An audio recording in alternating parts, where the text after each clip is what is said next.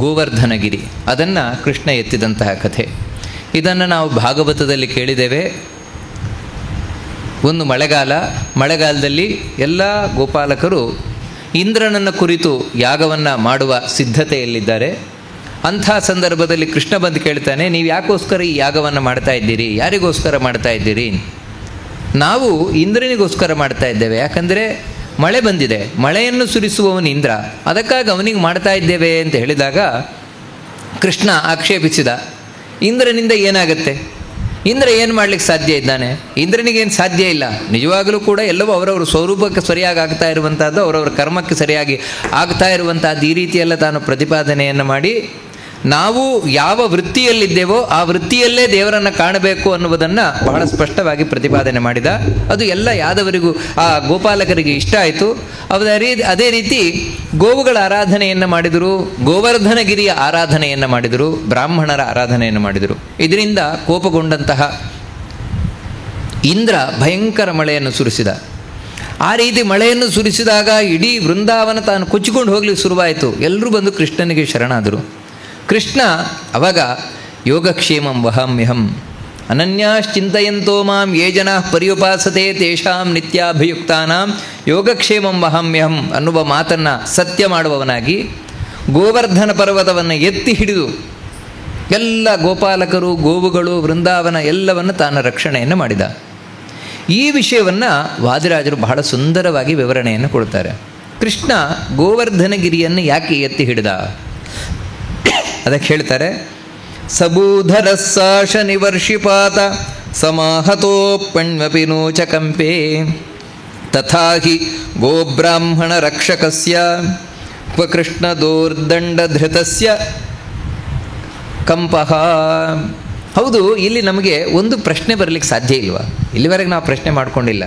ಕೃಷ್ಣ ಗೋವರ್ಧನ ಪರ್ವತವನ್ನೇ ಎತ್ತಿ ಹಿಡಿದ, ಆದರೆ ಆ ಗೋವರ್ಧನ ಪರ್ವತವೇ ಪುಡಿ ಪುಡಿಯಾಗಿದ್ದಾರೆ. ಯಾಕೆಂತ ಹೇಳಿದರೆ ಇಂದ್ರ ಭಯಂಕರ ಮಳೆ ಸುರಿಸ್ತಾ ಇದ್ದಾನೆ. ಸಾಮಾನ್ಯವಾದ ಮಳೆ ಅಲ್ಲ, ಅದು ಸಾಂವರ್ತಕ ಗಣಗಳು ಅಂತ. ಸಾಂವರ್ತಕ ಗಣಗಳು ಅಂದರೆ ಪ್ರಳಯ ಕಾಲದಲ್ಲಿ ಮಳೆ ಬರುವಂಥದ್ದು. ಪ್ರಳಯ ಕಾಲದಲ್ಲಿ ಬರುವ ಮಳೆ, ಅದಕ್ಕಾಗಿ ಅದರ ಒಂದೊಂದು ಹನಿ ಆನೆ ಸೊಂಡಿಲಿನ ಗಾತ್ರ ಇತ್ತು ಅಂತ ಹೇಳ್ತದೆ ಭಾಗವತ. ಹರಿವಂಶ ಹೇಳ್ತದೆ ಒಂದು ಕಂಬದ ಗಾತ್ರ ಇತ್ತು ಒಂದೊಂದು ಹನಿ ಅಂತ. ನೋಡಿ, ಹಾಗಿರಬೇಕಾದ್ರೆ ಆಗ ಬರುವ ಒಂದು ಸಿಡ್ಲು ಯಾವ ರೀತಿ ಇರಲಿಕ್ಕಿಲ್ಲ. ನಮಗಿವತ್ತು ಬರ್ತದೆ ಮಳೆ, ಅತ್ಯಂತ ಒಂದು ಸಣ್ಣ ಸಣ್ಣ ಹನಿ. ಇಂಥ ಹನಿಯಲ್ಲೇ ಬರುವ ಸಿಡ್ಲು ಎಂಥೆಂಥದ್ದನ್ನು ನಾವು ನೋಡ್ತೇವೆ. ಎಂಥ ಮರವನ್ನೇ ತಾನು ಸುಟ್ಟಾಕ್ಬಿಡ್ತದೆ, ಎಂಥದ್ದನ್ನೇ ಸುಟ್ಟಾಕುವ ಸಾಮರ್ಥ್ಯ ಆ ಸಿಡ್ಲಿಗಿದೆ. ಹಾಗಿರಬೇಕಾದ್ರೆ ಆ ಸಾಂವರ್ತಕ ಗಣಗಳಿಂದ ಕೂಡಿದೆ ಅಂತ ಹೇಳಿದರೆ ಆವಾಗ ಬರುವಂತಹ ಒಂದೊಂದು ಸಿಡ್ಲು ಆ ಬೆಟ್ಟವನ್ನು ತುಂಡು ಮಾಡಲಿಕ್ಕೆ ಸಾಧ್ಯ ಇಲ್ವಾ? ಬೆಟ್ಟವನ್ನೇ ಸ್ಫೋಟ ಮಾಡಲಿಕ್ಕೆ ಸಾಧ್ಯ ಇಲ್ವಾ? ಯಾಕಂದ್ರೆ ಅಷ್ಟು ಪವರ್ಫುಲ್. ಈಗ ಬರುವ ಸಿಡ್ಲಲ್ಲೇ ಎಷ್ಟೋ ಅಲ್ಲಿ ವೋಲ್ಟೇಜ್ ಇರ್ತದೆ ಅಂತ ಹೇಳ್ತಾರೆ, ಕರೆಂಟ್ ಅಷ್ಟು ಇರ್ತದೆ ಅದರಲ್ಲಿ. ಹಾಗಿರಬೇಕಾದ್ರೆ ಆ ಮಳೆಯಲ್ಲಿ ಎಷ್ಟು ಸಿಡ್ಲು ಪ್ರಭರವಾಗಿರಲಿಕ್ಕಿಲ್ಲ. ಅದು ಹಾಗಿದ್ರೆ ಗೋವರ್ಧನ ಪರ್ವತಕ್ಕೆ ಬಡ್ದಿಲ್ವಾ? ಗೋವರ್ಧನ ಪರ್ವತ ಪುಡಿ ಪುಡಿ ಆಗಲಿಲ್ವಾ? ಯಾಕಾಗಲಿಲ್ಲ? ವಾದಿರಾಜರು ಬಹಳ ಸುಂದರವಾಗಿ ಉತ್ತರವನ್ನು ಕೊಡ್ತಾರೆ ಇದಕ್ಕೆ. ಏನಂತ ಹೇಳಿದರೆ, ಸಬೂಧರ ಶಾಸನಿ ವರ್ಷಪಾತ ಸಮಾಹತೋ ಪೆಣ್ವಪಿ ನೋಚಕಂಪೆ. ಆ ಗೋವರ್ಧನ ಪರ್ವತ 7 ದಿನಗಳ ಕಾಲ ಭಯಂಕರ ಮಳೆ ಬಂದರೂ ಕೂಡ, ಭಯಂಕರ ಸಿಡ್ಲು ಹೊಡೆದರೂ ಕೂಡ, ಗುಡುಗು ಸಿಡಿಲು ಮಳೆ ಗಾಳಿ ಏನಾದರೂ ಕೂಡ ಚೂರೇ ಚೂರು ಏನಾಗಲಿಲ್ವಂತೆ. ಗೋವರ್ಧನಗಿರಿ ಏನಾಗಲಿಲ್ವಂತೆ, ಒಂದು ಮರ ಅಲಗಾಡಲಿಲ್ವಂತೆ. ಅಷ್ಟು ಗಟ್ಟಿಯಾಗಿ ನಿಂತಿದೆಯಂತೆ ಗೋವರ್ಧನ ಪರ್ವತ. ಯಾಕೆ ಇಷ್ಟು ಗಟ್ಟಿಯಾಗಿ ಹಾಗೆ ನಿಂತಿತು ಅದಕ್ಕೆ ಹೇಳ್ತಾರೆ, ತಥಾ ಹಿ ಗೋಬ್ರಾಹ್ಮಣ ರಕ್ಷಕಸ್ಯ. ಕೃಷ್ಣ ಕೇವಲ ಆ ಗೋವರ್ಧನ ಪರ್ವತದ ಕೆಳಗೆ ಕೂತಿರುವವರನ್ನು ಮಾತ್ರ ರಕ್ಷಣೆ ಮಾಡ್ತಾ ಇರೋದಲ್ಲ, ಮತ್ತು ಅದಕ್ಕಿಂತ ಮುಖ್ಯ ಆಗಬೇಕು ಗೋವರ್ಧನ ಪರ್ವತವನ್ನು ರಕ್ಷಣೆ ಮಾಡ್ತಾ ಇದ್ದಾನೆ. ಯಾಕಂದರೆ ಕೊಡೆ ಹಿಡ್ಕೊಂಡಿದ್ದೇವೆ ನಾವು, ಕೊಡೆ ಗಟ್ಟಿ ಇದ್ರೆ ತಾನೇ ಕೆಳಗಿರುವವ್ರು ಗಟ್ಟಿ ಇರೋದು. ಕೊಡೆಗೆ ಹಾರಿ ಹೋಯ್ತು ಅಂತ ಹೇಳಿದ್ರೆ ಕೆಳಗೆ ಹೋದವ್ರ ಕಥೆ ಏನು? ಮಳೆಗೆ ಒದ್ದೆ ಹಾಕಿ ಚಡ್ಡಿ ಒದ್ದೆ ಆಗಲೇಬೇಕು ತಾನೆ. ಹಾಗೆಯೇ ಗೋವರ್ಧನ ಪರ್ವತ ಮೊದಲು ಗಟ್ಟಿ ಇರಬೇಕಲ್ವ. ಅದಕ್ಕೆ ಮೊದಲು ಗೋವರ್ಧನ ಪರ್ವತವನ್ನು ಎತ್ತಿ ಹಿಡಿದಿದ್ದಾನೆ. ಎತ್ತಿ ಹಿಡಿದ್ರು ಅಂದರೆ ಬೆರಳಲ್ಲಿ ಮಾತ್ರ ಬಟ್ಟೆ, ಬರೀ ಕೊಡೆ ಹಾಗೆ ಮಾತ್ರ ಅಲ್ಲ, ಮತ್ತು ಅದನ್ನು ರಕ್ಷಣೆ ಮಾಡ್ತಾ ಇದ್ದಾನೆ ದೇವರು ಕೃಷ್ಣ. ಯಾಕೆ ರಕ್ಷಣೆ ಮಾಡ್ತಾ ಇದ್ದಾನೆ ಅಂತ ಹೇಳಿದ್ರೆ ಅಲ್ಲೊಂದು ದೊಡ್ಡ ಸಂದೇಶ ಕೊಡ್ತಾ ಇದ್ದಾನಂತೆ. ಗೋ ಬ್ರಾಹ್ಮಣ ರಕ್ಷಕಸ್ಯ. ಯಾರು ಗೋವುಗಳನ್ನು ಬ್ರಾಹ್ಮಣರನ್ನು ರಕ್ಷಣೆ ಮಾಡ್ತಾರೆ ಅವರನ್ನು ನಾನು ಯಾವತ್ತೂ ರಕ್ಷಣೆ ಮಾಡ್ತೇನೆ. ಗೋವರ್ಧನಗಿರಿ ಇವತ್ತು ಎಲ್ಲ ಗೋವುಗಳನ್ನು ರಕ್ಷಣೆ ಮಾಡ್ತಾ ಇದೆ. ಎಲ್ಲ ಗೋಪಾಲಕರು ಎಲ್ಲ ಭಗವದ್ ಭಕ್ತರವರು, ಗೋವುಗಳು ಇವುಗಳನ್ನು ರಕ್ಷಣೆ ಮಾಡ್ತಾ ಇರುವುದರಿಂದಾಗಿ ಕೃಷ್ಣ ಅದನ್ನು ರಕ್ಷಣೆ ಮಾಡ್ತಾ ಇದ್ದಾನಂತೆ. ನಾವು ಹಾಗೇನೆ ದೇವರ ರಕ್ಷಣೆ ನಮಗೆ ಸಿಗಬೇಕು, ಕೃಷ್ಣನ ರಕ್ಷಣೆ ಸಿಗಬೇಕು ಅಂತ ಹೇಳಿದ್ರೆ ನಾವು ಕೂಡ ಗೋಬ್ರಾಹ್ಮಣರನ್ನು ರಕ್ಷಣೆ ಮಾಡಬೇಕು. ಹಾಗೆ ಮಾಡಿದರೆ ದೇವರು ನಮ್ಮ ರಕ್ಷಣೆಗೆ ನಿಲ್ತಾನೆ ಅನ್ನುವಂತಹ ಮಾತನ್ನು ಬಹಳ ಸುಂದರವಾಗಿ ವಾದಿರಾಜರು ತಾವು ವಿವರಿಸಿಕೊಂಡು ಹೋಗ್ತಾ ಇದ್ದಾರೆ. ಹೀಗೆ ತಾನು ಗೋವರ್ಧನ ಪರ್ವತವನ್ನು ತಾನು ಎತ್ತಿದ. ಸಪರ್ಯಟನ್ ಕುಂಜರ ಪುಂಜಶೋಭಂ ಧರಂ ಯದಾ ಶ್ರೀಪತಿರುದ್ಧಧಾರ ತದಾ ಸಮಸ್ಯಾಂ ಪರಿಪೂರಯಂತಿ ಶಿಶೋಕರೇ ಹಸ್ತಿ ಸಹಸ್ರಮಸ್ತಿ. ಅಲ್ಲಿವರೆಗೆ ಒಂದು ಗಾದೆ ಇತ್ತಂತೆ. ಗಾದೆಗೆ ಏನು ಉತ್ತರ ಅಂತ ಗೊತ್ತಾಗಿರಲಿಲ್ವಂತೆ. ಏನಂದರೆ ಮಗುವಿನ ಕೈಯಲ್ಲಿ ಆನೆ ಇದೆ ಅಂತ, ಮಗುವಿನ ಕೈಯಲ್ಲಿ ಆನೆ ಇದೆ ಅಂತ ಒಂದು ಗಾದೆ. ಏನು ಹೇಳಿ ಅಂತ ಯಾರಿಗೂ ಗೊತ್ತಿರಲಿಲ್ಲ. ಯಾವಾಗ ಕೃಷ್ಣ ಗೋವರ್ಧನ ಪರ್ವತವನ್ನು ಎತ್ತಿದ ಆವಾಗ ಗೊತ್ತಾಯ್ತಂದೆ, ಓ ಮಗುವಿನ ಕೈಯಲ್ಲಿ ಆನೆ ಇದೆ ಅಂದರೆ ಇದೆ ಕೃಷ್ಣ ಗೋವರ್ಧನ ಪರ್ವತ ಎತ್ತಿದ್ದನ್ನೇ ಹೇಳ್ತಾ ಇರುವುದು ಅನ್ನುವಂತಹ ಈ ಗಾದೆ ಮಾತೇನಿದೆ, ಗಾದೆ ಮಾತಿಗೆ ಉತ್ತರ ಸಿಕ್ತು ಅಂತ ಹೇಳ್ತಾರೆ. ಹೀಗೆ 7 ದಿನಗಳ ಕಾಲ ಮಳೆ ಬಂತು, ಏನು ಮಾಡಲಿಕ್ಕಾಗಲಿಲ್ಲ ಇಂದ್ರನಿಗೆ. ದೇವೇಂದ್ರ ದೇವತೆಗಳ ಒಡೆಯ, ಆದರೆ ದನ ಕಾಯೋರಿಗೇನು ಮಾಡಲಿಕ್ಕಾಗಲಿಲ್ಲ, ದನಗಳಿಗೇನು ಮಾಡಲಿಕ್ಕಾಗಲ್ಲ. ನಮ್ಮಲ್ಲಿ ಹೇಳೋದುಂಟು, ನಾನು ರೋಮ ಅಲುಗಾಡಿಸ್ಲಿಕ್ಕಾಗೋಲ್ಲ ನಿನಗೆ ಅಂತ. ನಾವು ಬರೀ ಬಾಯಲ್ಲಿ ಹೇಳ್ತೇವೆ ಅಷ್ಟೇ. ಆದರೆ ನೋಡಿ ಅವತ್ತು ಸತ್ಯ ಆಯಿತು. ಒಂದು ಹಸುವಿನ ರೋಮ ಅಲುಗಾಡಿಸ್ಲಿಕ್ಕಾಗಲಿಲ್ಲ ಇಂದ್ರನ ಕೈಯಲ್ಲಿ. ಒಬ್ಬ ಹಸು ಕಾಯುವವನ ರೋಮ ಅಲುಗಾಡಿಸ್ಲಿಕ್ಕಾಗಲಿಲ್ಲ. ಅಷ್ಟು ಸೋತು ಹೋದ ಕೃಷ್ಣ.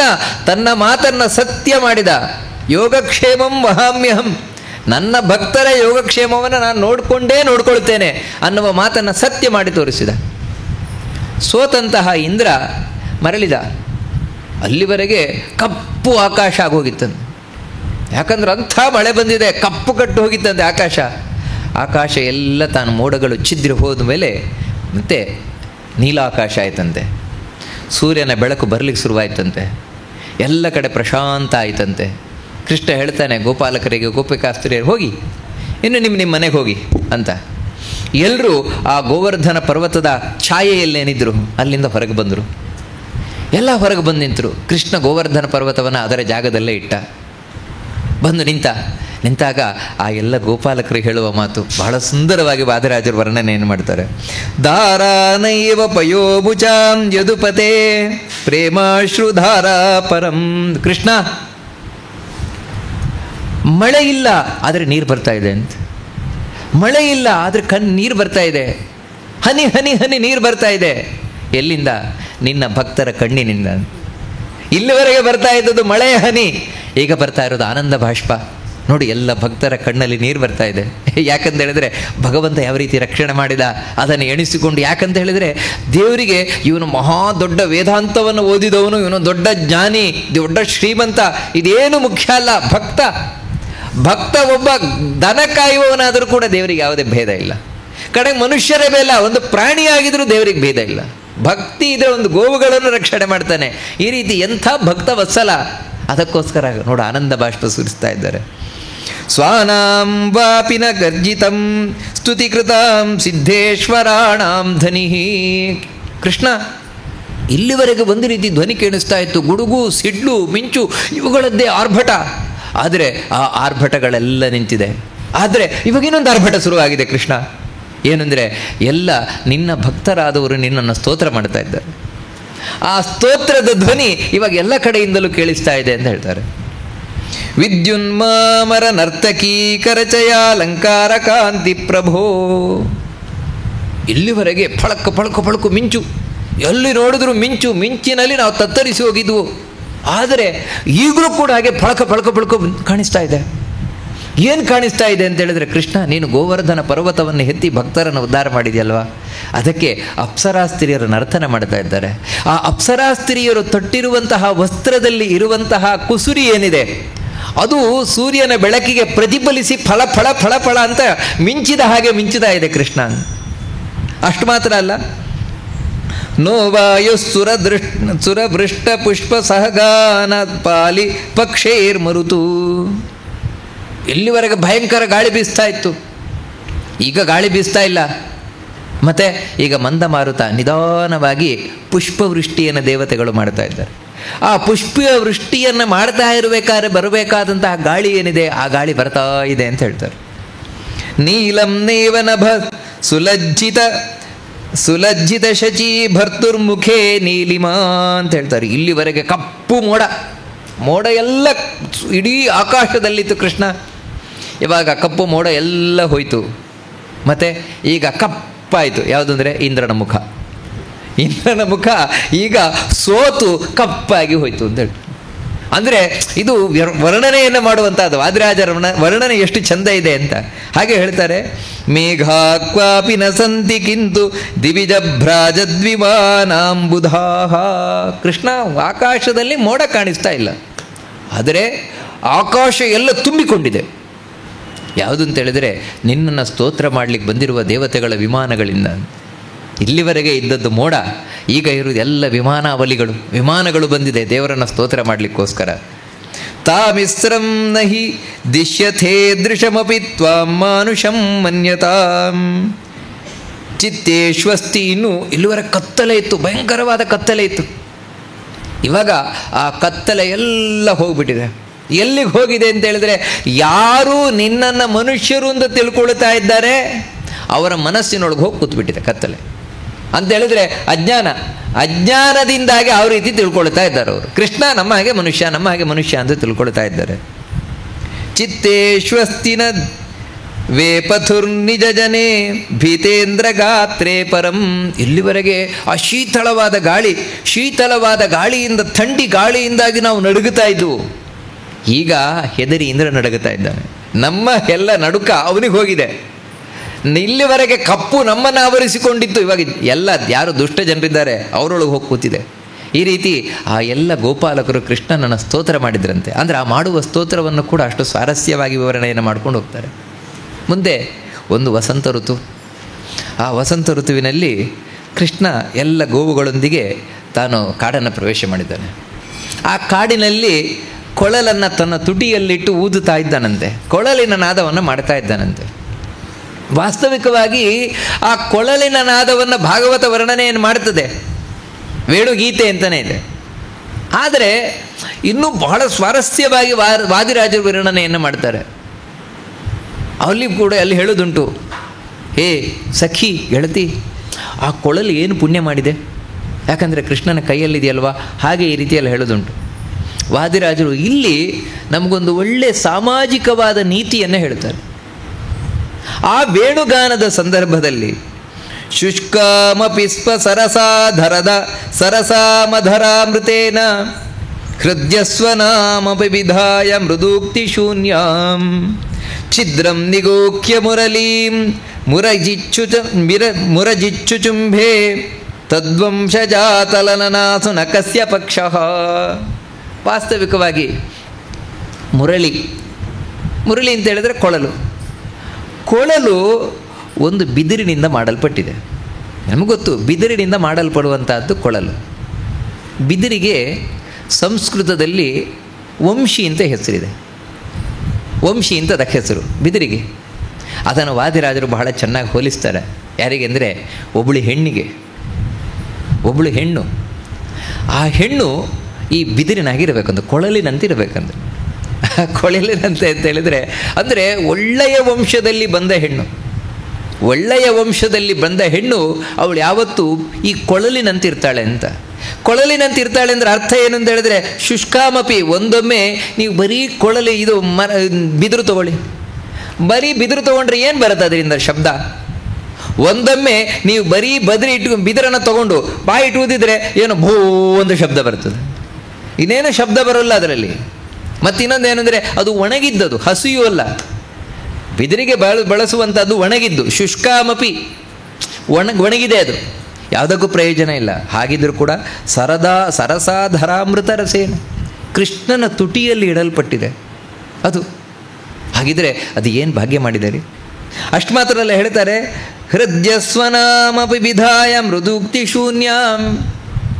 ಬರೀ ಒಂದು ಆ ಬಿದಿರನ್ನು ತಗೊಂಡ್ರೆ ಅದರಲ್ಲಿ ನಿಮಗೆ ಇಷ್ಟು ಮೃದುವಾದ ಮಾತು ಬರೋಲ್ಲ, ಮತ್ತು ಅದರಲ್ಲಿ ಭೂ ಒಂದು ಶಬ್ದ ಬರ್ತದೆ.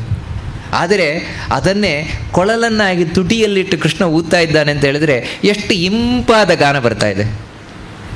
ಅಷ್ಟು ಮಾತ್ರ ಅಲ್ಲ, ಛಿದ್ರಂ ನಿಗೂಖ್ಯ ಮುರಳಿ ಮುರಜಿಚ್ಚುಚುಂಬೆ, ಅದರಲ್ಲಿ ತೂತುಗಳಿರ್ತದೆ. ನಿಮಗೆ ಗೊತ್ತು, ಆ ಕೊಳಲಿನ ತೂತುಗಳೇನಿದೆ, ತೂತುಗಳನ್ನು ಮುಚ್ಚುತ್ತಾ ಸ್ವರವನ್ನು ಹೊರಡಿಸುವುದು. ಯಾವುದು ಬೇಕೋ ಅದನ್ನು ತೆಗೆಯುವುದು, ಉಳಿದದನ್ನು ಮುಚ್ಚುವುದು, ಮುಚ್ಚುತ್ತಾ ಧ್ವನಿಯನ್ನು ಹೊರಡಿಸುವುದು. ಹಾಗೆ ಕೃಷ್ಣ ಅದರ ಆ ತೂತುಗಳೇನಿದೆ, ತೂತುಗಳನ್ನು ಮುಚ್ಚುತ್ತಾ ಇದ್ದಾನೆ, ತೆಗಿತಾ ಇದ್ದಾನೆ. ಅಂದರೆ ಹೆಚ್ಚು ಮುಚ್ಚುತ್ತಾನೇ ಇದ್ದಾನೆ ಅದನ್ನು, ಯಾಕಂದ್ರೆ ಧ್ವನಿ ಬರಬೇಕಲ್ವ ಅದಕ್ಕೆ. ಸದ್ವಂಶಜಾತಲಲನಾಸುನಕಸ್ಯ ಪಕ್ಷ. ಯಾವತ್ತೂ ಹೀಗೇನೆ. ಯಾರು ಒಳ್ಳೆಯ ವಂಶದಲ್ಲಿ ಬಂದಂತಹ ಹೆಣ್ಮಕ್ಳಿರ್ತಾರೆ, ಅವರನ್ನು ಯಾರು ತಾನೇ ವಹಿಸ್ಕೊಳ್ದೇ ಇರ್ತಾರೆ, ಯಾರು ತಾನೇ ಇಷ್ಟಪಡದೇ ಇರ್ತಾರೆ, ಎಲ್ಲರೂ ಅಂಥವ್ರ ಪಕ್ಷವನ್ನು ವಹಿಸ್ಕೊಳ್ತಾರೆ ನೋಡಿ. ಅದಕ್ಕೋಸ್ಕರ ಶುಷ್ಕಾಮಪಿ ಒಳ್ಳೆ ವಂಶದಲ್ಲಿ ಬಂದಂತಹ ಹೆಣ್ಮಕ್ಳು, ಅಂದರೆ ಒಳ್ಳೆ ವಂಶದಲ್ಲಿ ಬಂದ ಹೆಣ್ಮಕ್ಳು ಅಂತ ಹೇಳಿದ್ರೇನು, ಒಳ್ಳೆಯ ನಡತೆ, ಶೀಲ, ಗುಣ, ಚಾರಿತ್ರ್ಯ, ಇದರಿಂದ ಎಲ್ಲ ಅವು ಸಾಮಾನ್ಯವಾಗಿ ಕೂಡಿರ್ತಾರೆ. ಇಂಥ ಹೆಣ್ಣುಮಕ್ಕಳು ನೋಡ್ಲಿಕ್ಕೆ ಚೆನ್ನಾಗಿ ಎಲ್ದಿದ್ರು ಕೂಡ ಜನ ಬಿಟ್ಟಾಕೋಲ್ಲ ನೋಡಿ. ಅದೇ ಶುಷ್ಕಾಮಪಿ, ಒಣಗೋಗಿದ್ರೆ ಬಿಡಲ್ಲ ನಾವು ಆ ಬಿದರನ್ನು, ಯಾಕಂದ್ರೆ ಒಳ್ಳೆ ಶಬ್ದ ಬರಲಿವಾಗ ಮಾಡ್ಲಿಕ್ಕಾಗತ್ತಲ್ವಾ ನೋಡಿ. ಹಾಗೆ ಒಳ್ಳೆಯ ವಂಶದಲ್ಲಿ ಬಂದದ್ರಿಂದಾಗಿ ಅದು ಚೆನ್ನಾಗಿ ಇಲ್ದಿದ್ರು ಬಿಡೋಲ್ಲ ಆ ಹೆಣ್ಣನ್ನು. ಅಷ್ಟು ಮಾತ್ರ ಅಲ್ಲ, ಇನ್ನು ಹೇಳ್ತಾರೆ ಹೃದಯ, ಅವಳಿಗೆ ಚೆನ್ನಾಗಿ ಮಾತಾಡ್ಲಿಕ್ಕೆ ಬರೋಲ್ಲ, ಕರ್ಕಶ ಧ್ವನಿ ಇರ್ಬೋದು. ಕರ್ಕಶ ಧ್ವನಿ ಏನಾಯಿತು, ಹುಡುಗಿ ಒಳ್ಳೆಯವಳು ತಾನೆ ನೋಡಿ. ಈ ರೀತಿ ಹುಡುಗಿ ಒಳ್ಳೆಯವಳು ಅಂತಾದಾಗ ಅವಳ ಧ್ವನಿ ಚೆನ್ನಾಗಿಲ್ದಿದ್ರೆ ಏನಾಯಿತು, ಅವಳ ರೂಪ ಚೆನ್ನಾಗಿಲ್ದಿದ್ರೆ ಏನಾಯಿತು. ಅಷ್ಟು ಮಾತ್ರ ಅಲ್ಲ, ಇನ್ನು ಹೇಳ್ತಾರೆ ಅವಳಲ್ಲಿ ಪಾಪ ಏನೋ ಕೆಲವು ಲೂಪ್ ಹೋಲ್ಸ್ ಅಂತ ಹೇಳ್ತೇವಲ್ವ, ಆ ರೀತಿ ಏನೋ ಅಂತ ಹೇಳಿದ್ರೆ ಸರಿಯಾಗಿ ಕೆಲಸ ಮಾಡ್ಲಿಕ್ಕೆ ಬರೋಲ್ಲ. ಕೆಲಸ ಮಾಡಬೇಕಾದ್ರೆ ಸ್ವಲ್ಪ ನಿಧಾನವಾಗಿ ಕೆಲಸ ಮಾಡ್ತಾಳೆ, ಅಥವಾ ಕೆಲವು ಗೊತ್ತಾಗೋಲ್ಲ.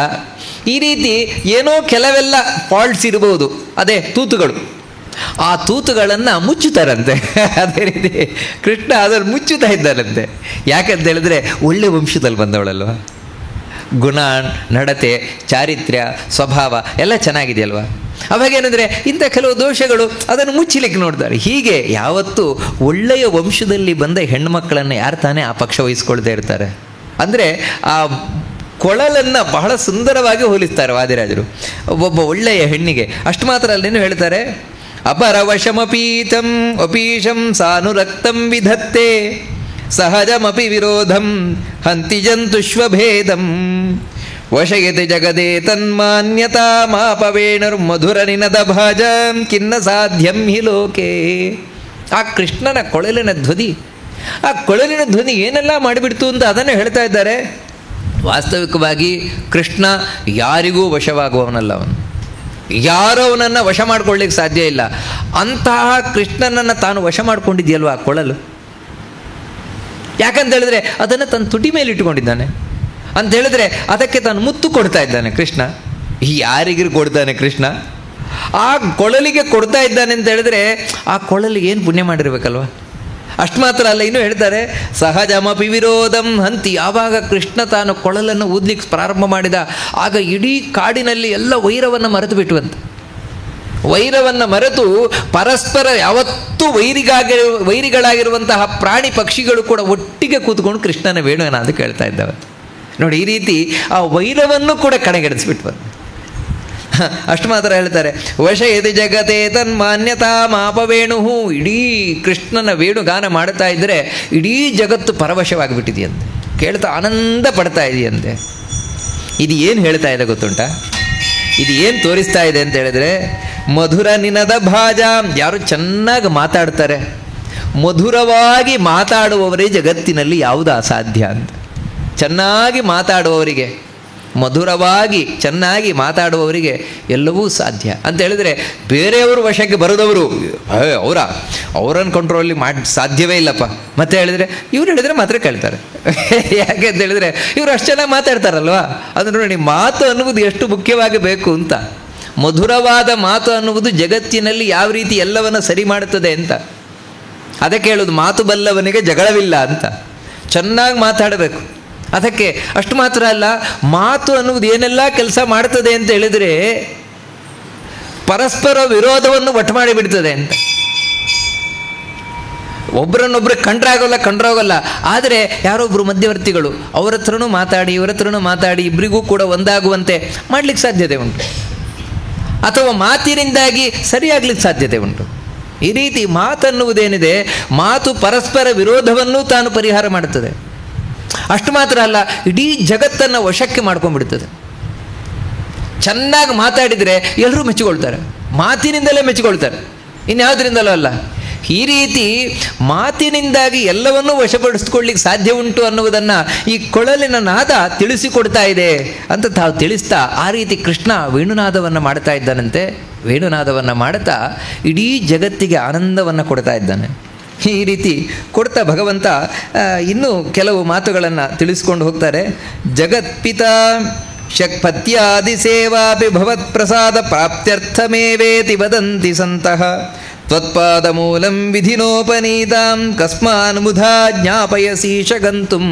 ಮುಂದೆ ಕೃಷ್ಣ ಒಂದು ಶರದೃತುವಿನಲ್ಲಿ ಹುಣ್ಣಿಮೆಯ ದಿನ ಕಾಡನ್ನು ಪ್ರವೇಶ ಮಾಡಿದ್ದಾನೆ. ಕಾಡನ್ನು ಪ್ರವೇಶ ಮಾಡಿ ಆ ಕಾಡಿನಲ್ಲಿ ಕೊಳಲನ್ನಿಟ್ಟು ಕೊಳಲನ್ನು ಊತಾ ಇದ್ದಾನೆ. ಇಲ್ಲಿ ವೃಂದಾವನದಲ್ಲಿ ಎಲ್ಲ ಗೋಪಿಕಾ ಸ್ತ್ರೀಯರೆಲ್ಲರೂ ಇದ್ದರು. ಅವರೆಲ್ಲರಿಗೂ ಕೂಡ ಆ ವೇಣುನಾದವನ್ನು ಕೇಳಿ ತಡ್ಕೊಳ್ಳಿಕ್ಕೆ ಸಾಧ್ಯವಾಗಲಿಲ್ಲ. ಎಲ್ಲ ಓಡೋಡಿ ಬಂದ್ರಂತೆ ಕೃಷ್ಣನ ಬಳಿಗೆ. ಕೃಷ್ಣನ ಸುತ್ತ ಬಂದು ನಿಂತರಂತೆ. ಕೃಷ್ಣ ಅವರೆಲ್ಲರಿಗೂ ಸ್ವಾಗತಂ ವೋ ಮಹಾಭಾಗ, ಬನ್ನಿ ಎಲ್ರಿಗೂ ಸ್ವಾಗತ. ಯಾಕೋಸ್ಕರ ಬಂದಿದ್ದೀರಿ ನೀವು? ಈ ಮಧ್ಯರಾತ್ರಿಯಲ್ಲಿ ಹೀಗೆಲ್ಲ ಬರಬಾರ್ದು, ನೀವು ಹೆಣ್ಣು ಮಕ್ಕಳು ಬರಬಾರ್ದು, ಮನೆಯಲ್ಲಿರ್ಬೇಕು ನೀವು. ಇವಾಗ ನಿಮ್ಮ ಗಂಡಂದಿರು ಏನು ಅಂತ ತಿಳ್ಕೊಳ್ತಾರೆ, ನಿಮ್ಮ ತಂದೆಯಂದಿರು ಏನು ಅಂತ ತಿಳ್ಕೊಳ್ತಾರೆ. ನೋಡಿ, ಯಾವತ್ತು ಹೆಣ್ಮಕ್ಳಿಗೆ ಪತಿಯ ಸೇವೆ ಮಾಡುವುದೇ ದೊಡ್ಡದು. ಪತಿಯ ಸೇವೆಗಿಂತ ದೊಡ್ಡದು ಇನ್ನೊಂದಿಲ್ಲ. ಅಲ್ಲೇ ನೀವು ನನ್ನನ್ನು ಕಾಣಬೇಕಾದದ್ದು, ಪತಿಯ ಸೇವೆಯಲ್ಲೇ ನಮ್ಮನ್ನು ಕಾಣಬೇಕಾದದ್ದು. ಹೋಗಿ ನೀವ್ರಿ ಮನೆಗೆ ವಾಪಸ್ ಹೋಗ್ರಿ ಎಲ್ಲರೂ ಕೂಡ ಅಂತ ಕೃಷ್ಣ ಗೋಪಿಕಾಸ್ತ್ರೀಯರಿಗೆ ಹೇಳ್ತಾನೆ. ಆಗ ಆ ಗೋಪಿಕಾಸ್ತ್ರೀಯರು ಹೇಳುವ ಮಾತು ಇದು ಭಾಗವತದಲ್ಲೂ ಬರ್ತದೆ. ಆದರೆ ಭಾಗವತದಲ್ಲಿ ಬರುವ ಮಾತನ್ನು ವಾದಿರಾಜರು ಬಹಳ ಸುಂದರವಾಗಿ ವಿವರಣೆಯನ್ನು ಕೊಟ್ಕೊಂಡು ಹೋಗ್ತಾರೆ. ಪತ್ಯಾದಿ ಸೇವಾಪಿ ಭವತ್ ಪ್ರಸಾದ ಪ್ರಾಪ್ತ್ಯರ್ಥಮೇವೇತಿ ವದಂತಿ ಸಂತಃ ತ್ವತ್ಪಾದ ಮೂಲಂ ವಿಧಿನೋಪನೀತಾಃ ಕಸ್ಮಾನ್ ಮುಧಾ ಜ್ಞಾಪಯಸೀಹ ಗಂತುಂ. ಕೃಷ್ಣ, ಹೌದು ನೀನು ಹೇಳ್ತಾ ಇದ್ದೀಯ, ಪತಿಯ ಸೇವೆಯನ್ನು ಮಾಡಬೇಕು ಹೆಣ್ಮಕ್ಳು ಅಂತ. ಯಾಕೆ ಪತಿಯ ಸೇವೆಯನ್ನು ಮಾಡಬೇಕು? ಪತಿಯ ಸೇವೆಯನ್ನು ಮಾಡುವುದು ನಿನ್ನ ಅನುಗ್ರಹ ಪಡಿಲಿಕ್ಕೆ ತಾನೆ. ದೇವರ ಅನುಗ್ರಹ ಪಡಿಬೇಕು ಅಂತ ಪತಿಯ ಸೇವೆ ಮಾಡಬೇಕಂದ್ರೆ ಪತಿಯ ಒಳಗೂ ನಿನ್ನನ್ನು ಕಾಣಬೇಕು ಅಂತಲೇ ತಾನೆ ನೀನು ಹೇಳ್ತಾ ಇರುವಂತಹದ್ದು. ಕೃಷ್ಣ, ನಾವು ಯಾವ ಪುಣ್ಯಕ್ಕಾಗಿ ಪತಿ ಸೇವೆ ಮಾಡ್ತಾ ಇದ್ದೇವೋ, ಯಾವ ಪುಣ್ಯ ಸಿಗಬೇಕು ಅಂತ, ಆ ಪುಣ್ಯದ ಫಲವಾಗಿಯೇ ಇವತ್ತು ನಿನ್ನ ಬಳಿ ಬಂದಿರಬೇಕಾದ್ರೆ ಇನ್ಯಾಕೆ ಆ ಗಂಡಂತರ ಹತ್ರ ಹೋಗಬೇಕು ಅಂತ ಹೇಳ್ತಾ ಇದ್ದಾನೆ. ಯಾಕಂತ ಹೇಳಿದ್ರೆ ನಾವು ಪತಿಯ ಸೇವೆಯನ್ನು ಮಾಡುವುದೇ ದೇವರನ್ನು ಪಡಿಬೇಕು ಅಂತ. ಆ ದೇವರೇ ಇವತ್ತು ಸಿಕ್ಕಿಬಿಟ್ಟಿದ್ದಾನಲ್ವ. ವಾಸ್ತವಿಕವಾಗಿ ನಾನಿವಾಗ ಎಕ್ಸಾಮಿನೇಷನ್ ಬರೆಯೋದು ಯಾಕೆ? ನನಗೆ ಒಳ್ಳೆ ಮಾರ್ಕ್ ಸಿಗಬೇಕು ಅಂತ. ಎಕ್ಸಾಮಿನೇಷನ್ ಬರೆಯದೇ ಮಾರ್ಕ್ ಸಿಕ್ಕಿದೆ ಅಂತ ಹೇಳಿದ್ರೆ ಇನ್ಯಾಕೆ ಎಕ್ಸಾಮ್ ಬರೀಲಿಕ್ಕೆ ಹೋಗಬೇಕು? ಎಕ್ಸಾಮೇ ಬರೆಯೋದು ಬೇಡ, ಹಾಗೆ ಮಾರ್ಕ್ ಸಿಗುತ್ತೆ. ನನಗೆ 100ಕ್ಕೆ 100 ಮಾರ್ಕ್ ಸಿಗುತ್ತೆ. ಎಕ್ಸಾಮಿನೇಷನ್ ಯಾಕೆ ಬರೀಬೇಕು? ಬರೆಯುವ ಅಗತ್ಯವೇ ಇಲ್ವಲ್ಲ. ನೋಡಿ, ಆ ರೀತಿ ನೀನೇ ಸಿಕ್ಕಿರಬೇಕಾದ್ರೆ ನೀನು ಯಾಕೆ ಬೇಕು? ಮತ್ತು ಇನ್ನೊಂದು ಏನು ಅಂತ ಹೇಳಿದರೆ, ಇವತ್ತು ನಿನ್ನ ಬಳಿಗೆ ಬಂದಿದ್ದೇವೆ ಅಂತ ಹೇಳಿದ್ರೆ ಇದು ಪುಣ್ಯದ ಫಲದಿಂದಲೇ. ಪುಣ್ಯದ ಫಲ ಇಲ್ಲದೆ ಇದ್ದರೆ ನಿನ್ನ ಬಳಿಗೆ ಬರಲಿಕ್ಕೆ ಸಾಧ್ಯ ಇಲ್ಲ ಅಂತ ಹೇಳ್ತಾರೆ. ನೋಡಿ, ಎಲ್ಲವೂ ಕೂಡ ಅಷ್ಟೇ. ನಾವು ದೇವರ ಬಗ್ಗೆ ಏನು ಮಾಡ್ತೇವೆ, ಏನು ಕೇಳ್ತೇವೆ, ಎಲ್ಲವೂ ಪುಣ್ಯದ ಫಲದಿಂದ ಮಾತ್ರ ದೊರಕುವಂಥದ್ದು. ಪುಣ್ಯದ ಫಲ ಇಲ್ಲದಿದ್ದರೆ ಕೇಳಲಿಕ್ಕೂ ಸಿಗೋಲ್ಲ, ಮಾಡಲಿಕ್ಕೂ ಸಿಗೋಲ್ಲ, ಏನೂ ಸಿಗೋಲ್ಲ ದೇವರದ್ದು. ಇದು ನಮಗೆ ಅರ್ಥ ಆಗೋಲ್ಲ ಅಷ್ಟೇ. ಯಾವುದು ಅರ್ಥ ಆಗೋದಿಲ್ಲ ನಮಗೆ. ಅದು ಮನಸ್ಸಿಟ್ಟು ಮಾಡ್ತಾ ಇದ್ದೇವೆ ಅಂತ ಹೇಳಿದ್ರೆ ಅದು ಇನ್ನೂ ಹೆಚ್ಚು ಪುಣ್ಯ. ಹೀಗೆ ಪುಣ್ಯ ಹೆಚ್ಚಾದಷ್ಟು ಕೂಡ ಭಗವಂತನ ಆರಾಧನೆಯಲ್ಲಿ ನಮಗೆ ಹೆಚ್ಚು ತೊಡಗುಕೊಳ್ಳಿಕ್ಕೆ ಸಾಧ್ಯವಾಗುತ್ತೆ. ಅದರಿಂದ ಹೇಳ್ತಾ ಇದ್ದಾರೆ ಕೃಷ್ಣ, ಅದಕ್ಕಾಗಿ ನಾವ್ಯಾವಾಗ ಬಂದಿದ್ದೇವೆ ಅಂತ. ನಾನಾ ಯೋನಿಷು ಸಂಭವೇ ಕತಿ ಕತಿ ಶ್ರೀನಾಥನೋ ಮಾತೃತಾಂ ಮಾನ್ಯತ್ವಂ ಪಿತೃತಾಂ ಪ್ರಿಯತ್ವಮಗಮಂ ತತ್ಕುತ್ರ ಕೂರ್ಮೋಚನಂ ವೈರಂ ವಾ ಕತಿವಾರಮೇಷು ನ ಕೃತಂ ವಿಶ್ವಾಂತರಾತ್ಮನ್ ವಿಭೋ ತನ್ನಿತ್ಯಂ ಪಿತರಂ ಪತಿಂ ಚ ಜನನೀಂ ತ್ವಾಮೇವ ಸೇವಾಮಹೇ. ತುಂಬ ಚಂದವಾದ ಮಾತು ಗೋಪಿಕಾಸ್ತ್ರೀಯರು ಹೇಳೋದು. ಕೃಷ್ಣ, ನೀನು ಹೇಳ್ತಾ ಇದ್ದೀಯಾ, ಹೋಗಿ ನಿಮ್ಮ ಗಂಡಂದಿರ ಸೇವೆ ಮಾಡಿ ಅಂತ. ಕೃಷ್ಣ, ಇಲ್ಲಿವರೆಗೆ ಎಷ್ಟು ಜನ್ಮದಲ್ಲಿ ಬಂದಿದ್ದೇವೆ ಗೊತ್ತುಂಟ ನಾನು? 1 ಅಲ್ಲ 2 ಅಲ್ಲ 3 ಅಲ್ಲ 4 ಅಲ್ಲ, 84 ಲಕ್ಷ ಯೋನಿ ಅದರಲ್ಲೆಲ್ಲ ಹುಟ್ಟುಕೊಂಡು ಬಂದಿದ್ದೇನೆ. ಅಲ್ಲಿ ಎಷ್ಟು ತಾಯಂದಿರನ್ನು ಕಂಡಿದ್ದೇನೋ, ಎಷ್ಟು ತಂದೆಯಂದಿರನ್ನು ಕಂಡಿದ್ದೇನೋ, ನಾನೆಷ್ಟು ಬಾರಿ ತಾಯಿ ಆಗಿದ್ದೇನೋ, ಎಷ್ಟು ಬಾರಿ ತಂಗಿ ಆಗಿದ್ದೇನೋ, ಎಷ್ಟು ಬಾರಿ ಅಕ್ಕ ಆಗಿದ್ದೇನೋ, ಎಷ್ಟು ಬಾರಿ ಅಣ್ಣಂದಿರನ್ನು ಕಂಡಿದ್ದೇನೋ, ಎಷ್ಟು ಬಾರಿ ಮಕ್ಕಳನ್ನು ಕಂಡಿದ್ದೇನೋ. ಈ ರೀತಿ ನಾನಾ ಜನ್ಮಗಳಲ್ಲಿ ಹುಟ್ಟಿ ಬಂದು ಅಷ್ಟು ಮಾತ್ರ ಅಲ್ಲ, ಎಷ್ಟು ಜನ್ಮದಲ್ಲಿ ಅವರನ್ನು ದ್ವೇಷ ಮಾಡಿದ್ದೇನೋ, ಎಷ್ಟು ಜನ್ಮದಲ್ಲಿ ಪ್ರೀತಿ ಮಾಡಿದ್ದೇನೋ, ಎಷ್ಟು ಜನ್ಮದಲ್ಲಿ ಬಿಟ್ಟಿದ್ದೇನೋ, ಅವರನ್ನು ತೊರೆದಿದ್ದೇನೋ, ಯಾವುದು ಗೊತ್ತಿಲ್ಲ ಅಂತ ಹೇಳ್ತಾ ಇದ್ದಾರೆ.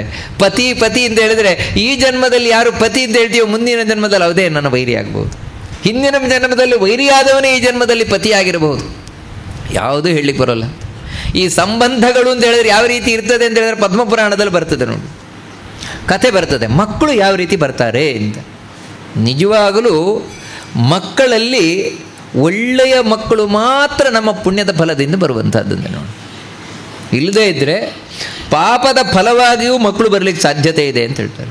ನಮ್ಮ ಪಾಪದ ಫಲವಾಗಿ ಯಾವ್ಯಾವ ರೀತಿಯಿಂದ ಪದ್ಮಪುರಾಣ ವಿವರವಾಗಿ ವಿವರಿಸಿಕೊಂಡು ಹೋಗ್ತದೆ. ಹಿಂದಿನ ಜನ್ಮದಲ್ಲಿ ನಾನು ಸಾಲ ಮಾಡಿದ್ದೇನೆ ಅಂತ ತಿಳ್ಕೊಳ್ಳಿ. ಆ ಸಾಲ ಮಾಡಿದರೆ ಆ ಸಾಲವನ್ನು ನಾನು ತೀರಿಸ್ತಿಲ್ಲ. ಈ ಜನ್ಮದಲ್ಲಿ ಆ ಸಾಲ ತಗೊಂಡು ಅವ್ನು ಮಗನಾಗಿ ಬರ್ತಾನಂತೆ. ಸಾಲ ತಗೊಂಡು ಅವ್ನು ಮಗನಾಗಿ ಬರ್ತಾನಂತೆ.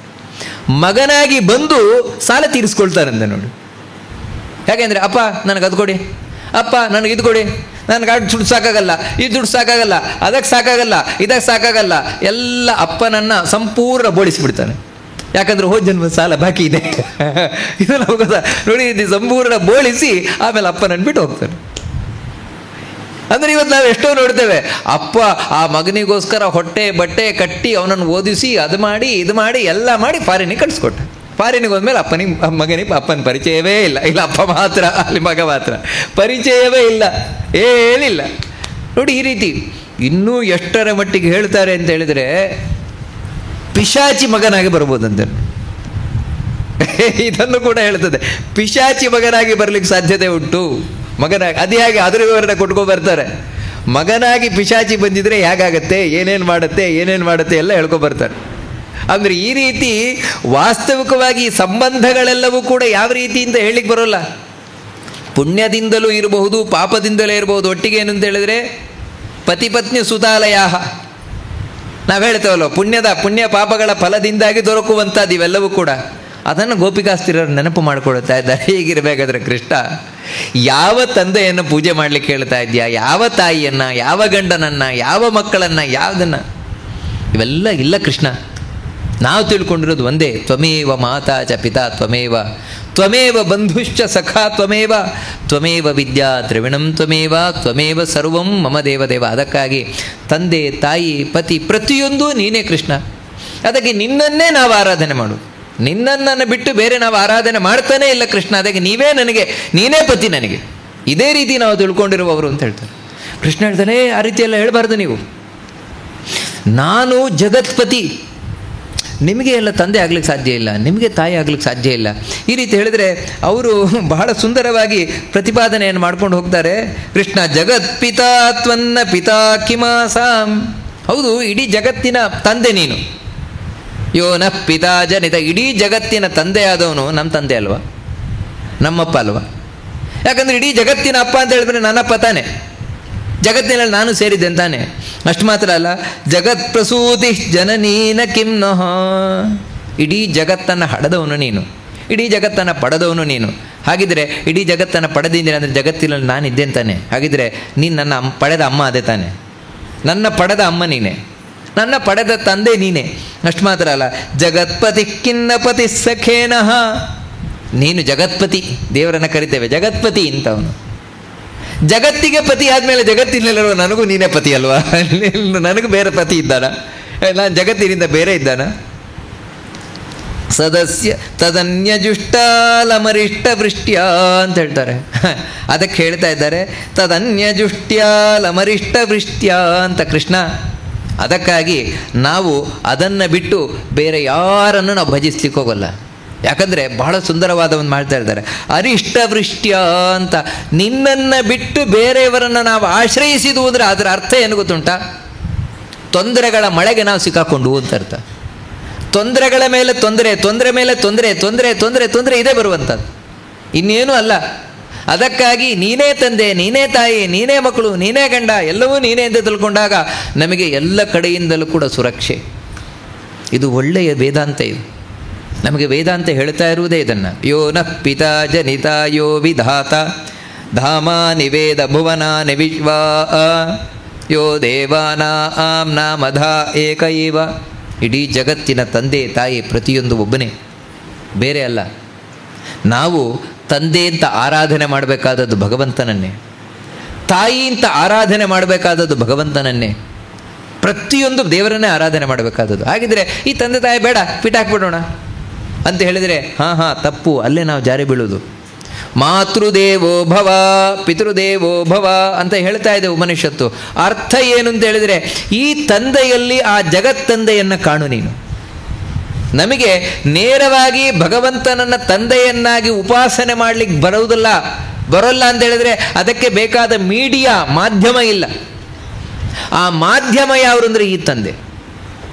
ಈ ತಂದೆಯ ಮಾಧ್ಯಮದ ಮೂಲಕ ನಾವು ದೇವರನ್ನು ಆರಾಧನೆ ಮಾಡಬೇಕು, ತಂದೆಯನ್ನು, ಜಗತ್ತಿನ ತಂದೆಯನ್ನು ಆರಾಧನೆ ಮಾಡಬೇಕು. ಅದೇ ರೀತಿ ಇವಾಗ ಭಗವಂತನೇ ಜಗತ್ತಿನ ತಾಯಿ, ಆದರೆ ಆ ಭಗವಂತನ ತಾಯಿಯ ರೂಪದಲ್ಲಿ ಆರಾಧನೆ ಮಾಡಲಿಕ್ಕೆ ನಮಗೆ ಬೇರೆ ಮೀಡಿಯಾ ಇಲ್ಲ, ಮಾಧ್ಯಮ ಇಲ್ಲ. ಅದಕ್ಕೆ ಯಾರು ಅಂದರೆ ಈ ತಾಯಿ, ನಮ್ಮನ್ನು ಹೆತ್ತ ತಾಯಿ ಏನಿದ್ದಾಳೆ, ಹೆತ್ತ ತಾಯಿಯಲ್ಲಿ ನಾವು ಭಗವಂತನನ್ನು ಕಾಣಬೇಕು. ಯಾರು? ಮಾತೃರೂಪದಿಂದ. ಹೆತ್ತ ತಂದೆಯ ಒಳಗೆ ಪಿತೃರೂಪದಿಂದ ದೇವರನ್ನು ಕಾಣಬೇಕು. ಇದೇ ಪಿತೃಗಳ ಆರಾಧನೆ.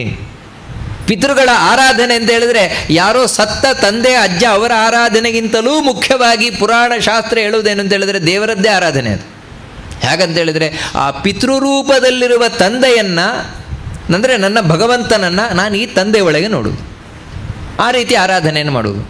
ಅದೇ ರೀತಿ ನಿಜವಾಗಿಯೂ ಕೂಡ ಇಡೀ ಜಗತ್ತಿನ ಪತಿ ಅವನೇ ತಾನೆ, ಆದರೆ ಆ ಪತಿಯಾದ ಭಗವಂತನನ್ನು ಬೇರೆ ರೀತಿ ನೋಡಲಿಕ್ಕಾಗೋಲ್ಲ. ಅದಕ್ಕೆ ಹೆಣ್ಣುಮಕ್ಕಳು ಭಗವಂತನನ್ನು ಪತಿಯಾಗಿ ತನ್ನ ಗಂಡನೊಳಗೆ ನೋಡುವುದು, ಉಪಾಸನೆಯನ್ನು ಮಾಡುವುದು. ಯಾವ ರೀತಿ? ಇವಾಗ ನಮಗೆ ಹಾಗೆ ಪೂಜೆ ಮಾಡಲಿಕ್ಕೆ ಆಗೋಲ್ಲ, ಒಂದು ವಿಗ್ರಹ ಬೇಕೇ ಬೇಕು. ವಿಗ್ರಹ ಇಲ್ಲದೆ ಪೂಜೆ ಮಾಡಲಿಕ್ಕೆ ಬರೋಲ್ಲ ನಮಗೆ. ಆ ರೀತಿ ವಿಗ್ರಹವಾಗಿ ನಾವು ಇಲ್ಲಿ ಪ್ರತಿಯೊಂದನ್ನು ನೋಡುವಂಥದ್ದು, ಪ್ರತಿಯೊಂದರಲ್ಲೂ ದೇವರನ್ನು ಕಾಣುವಂಥದ್ದು.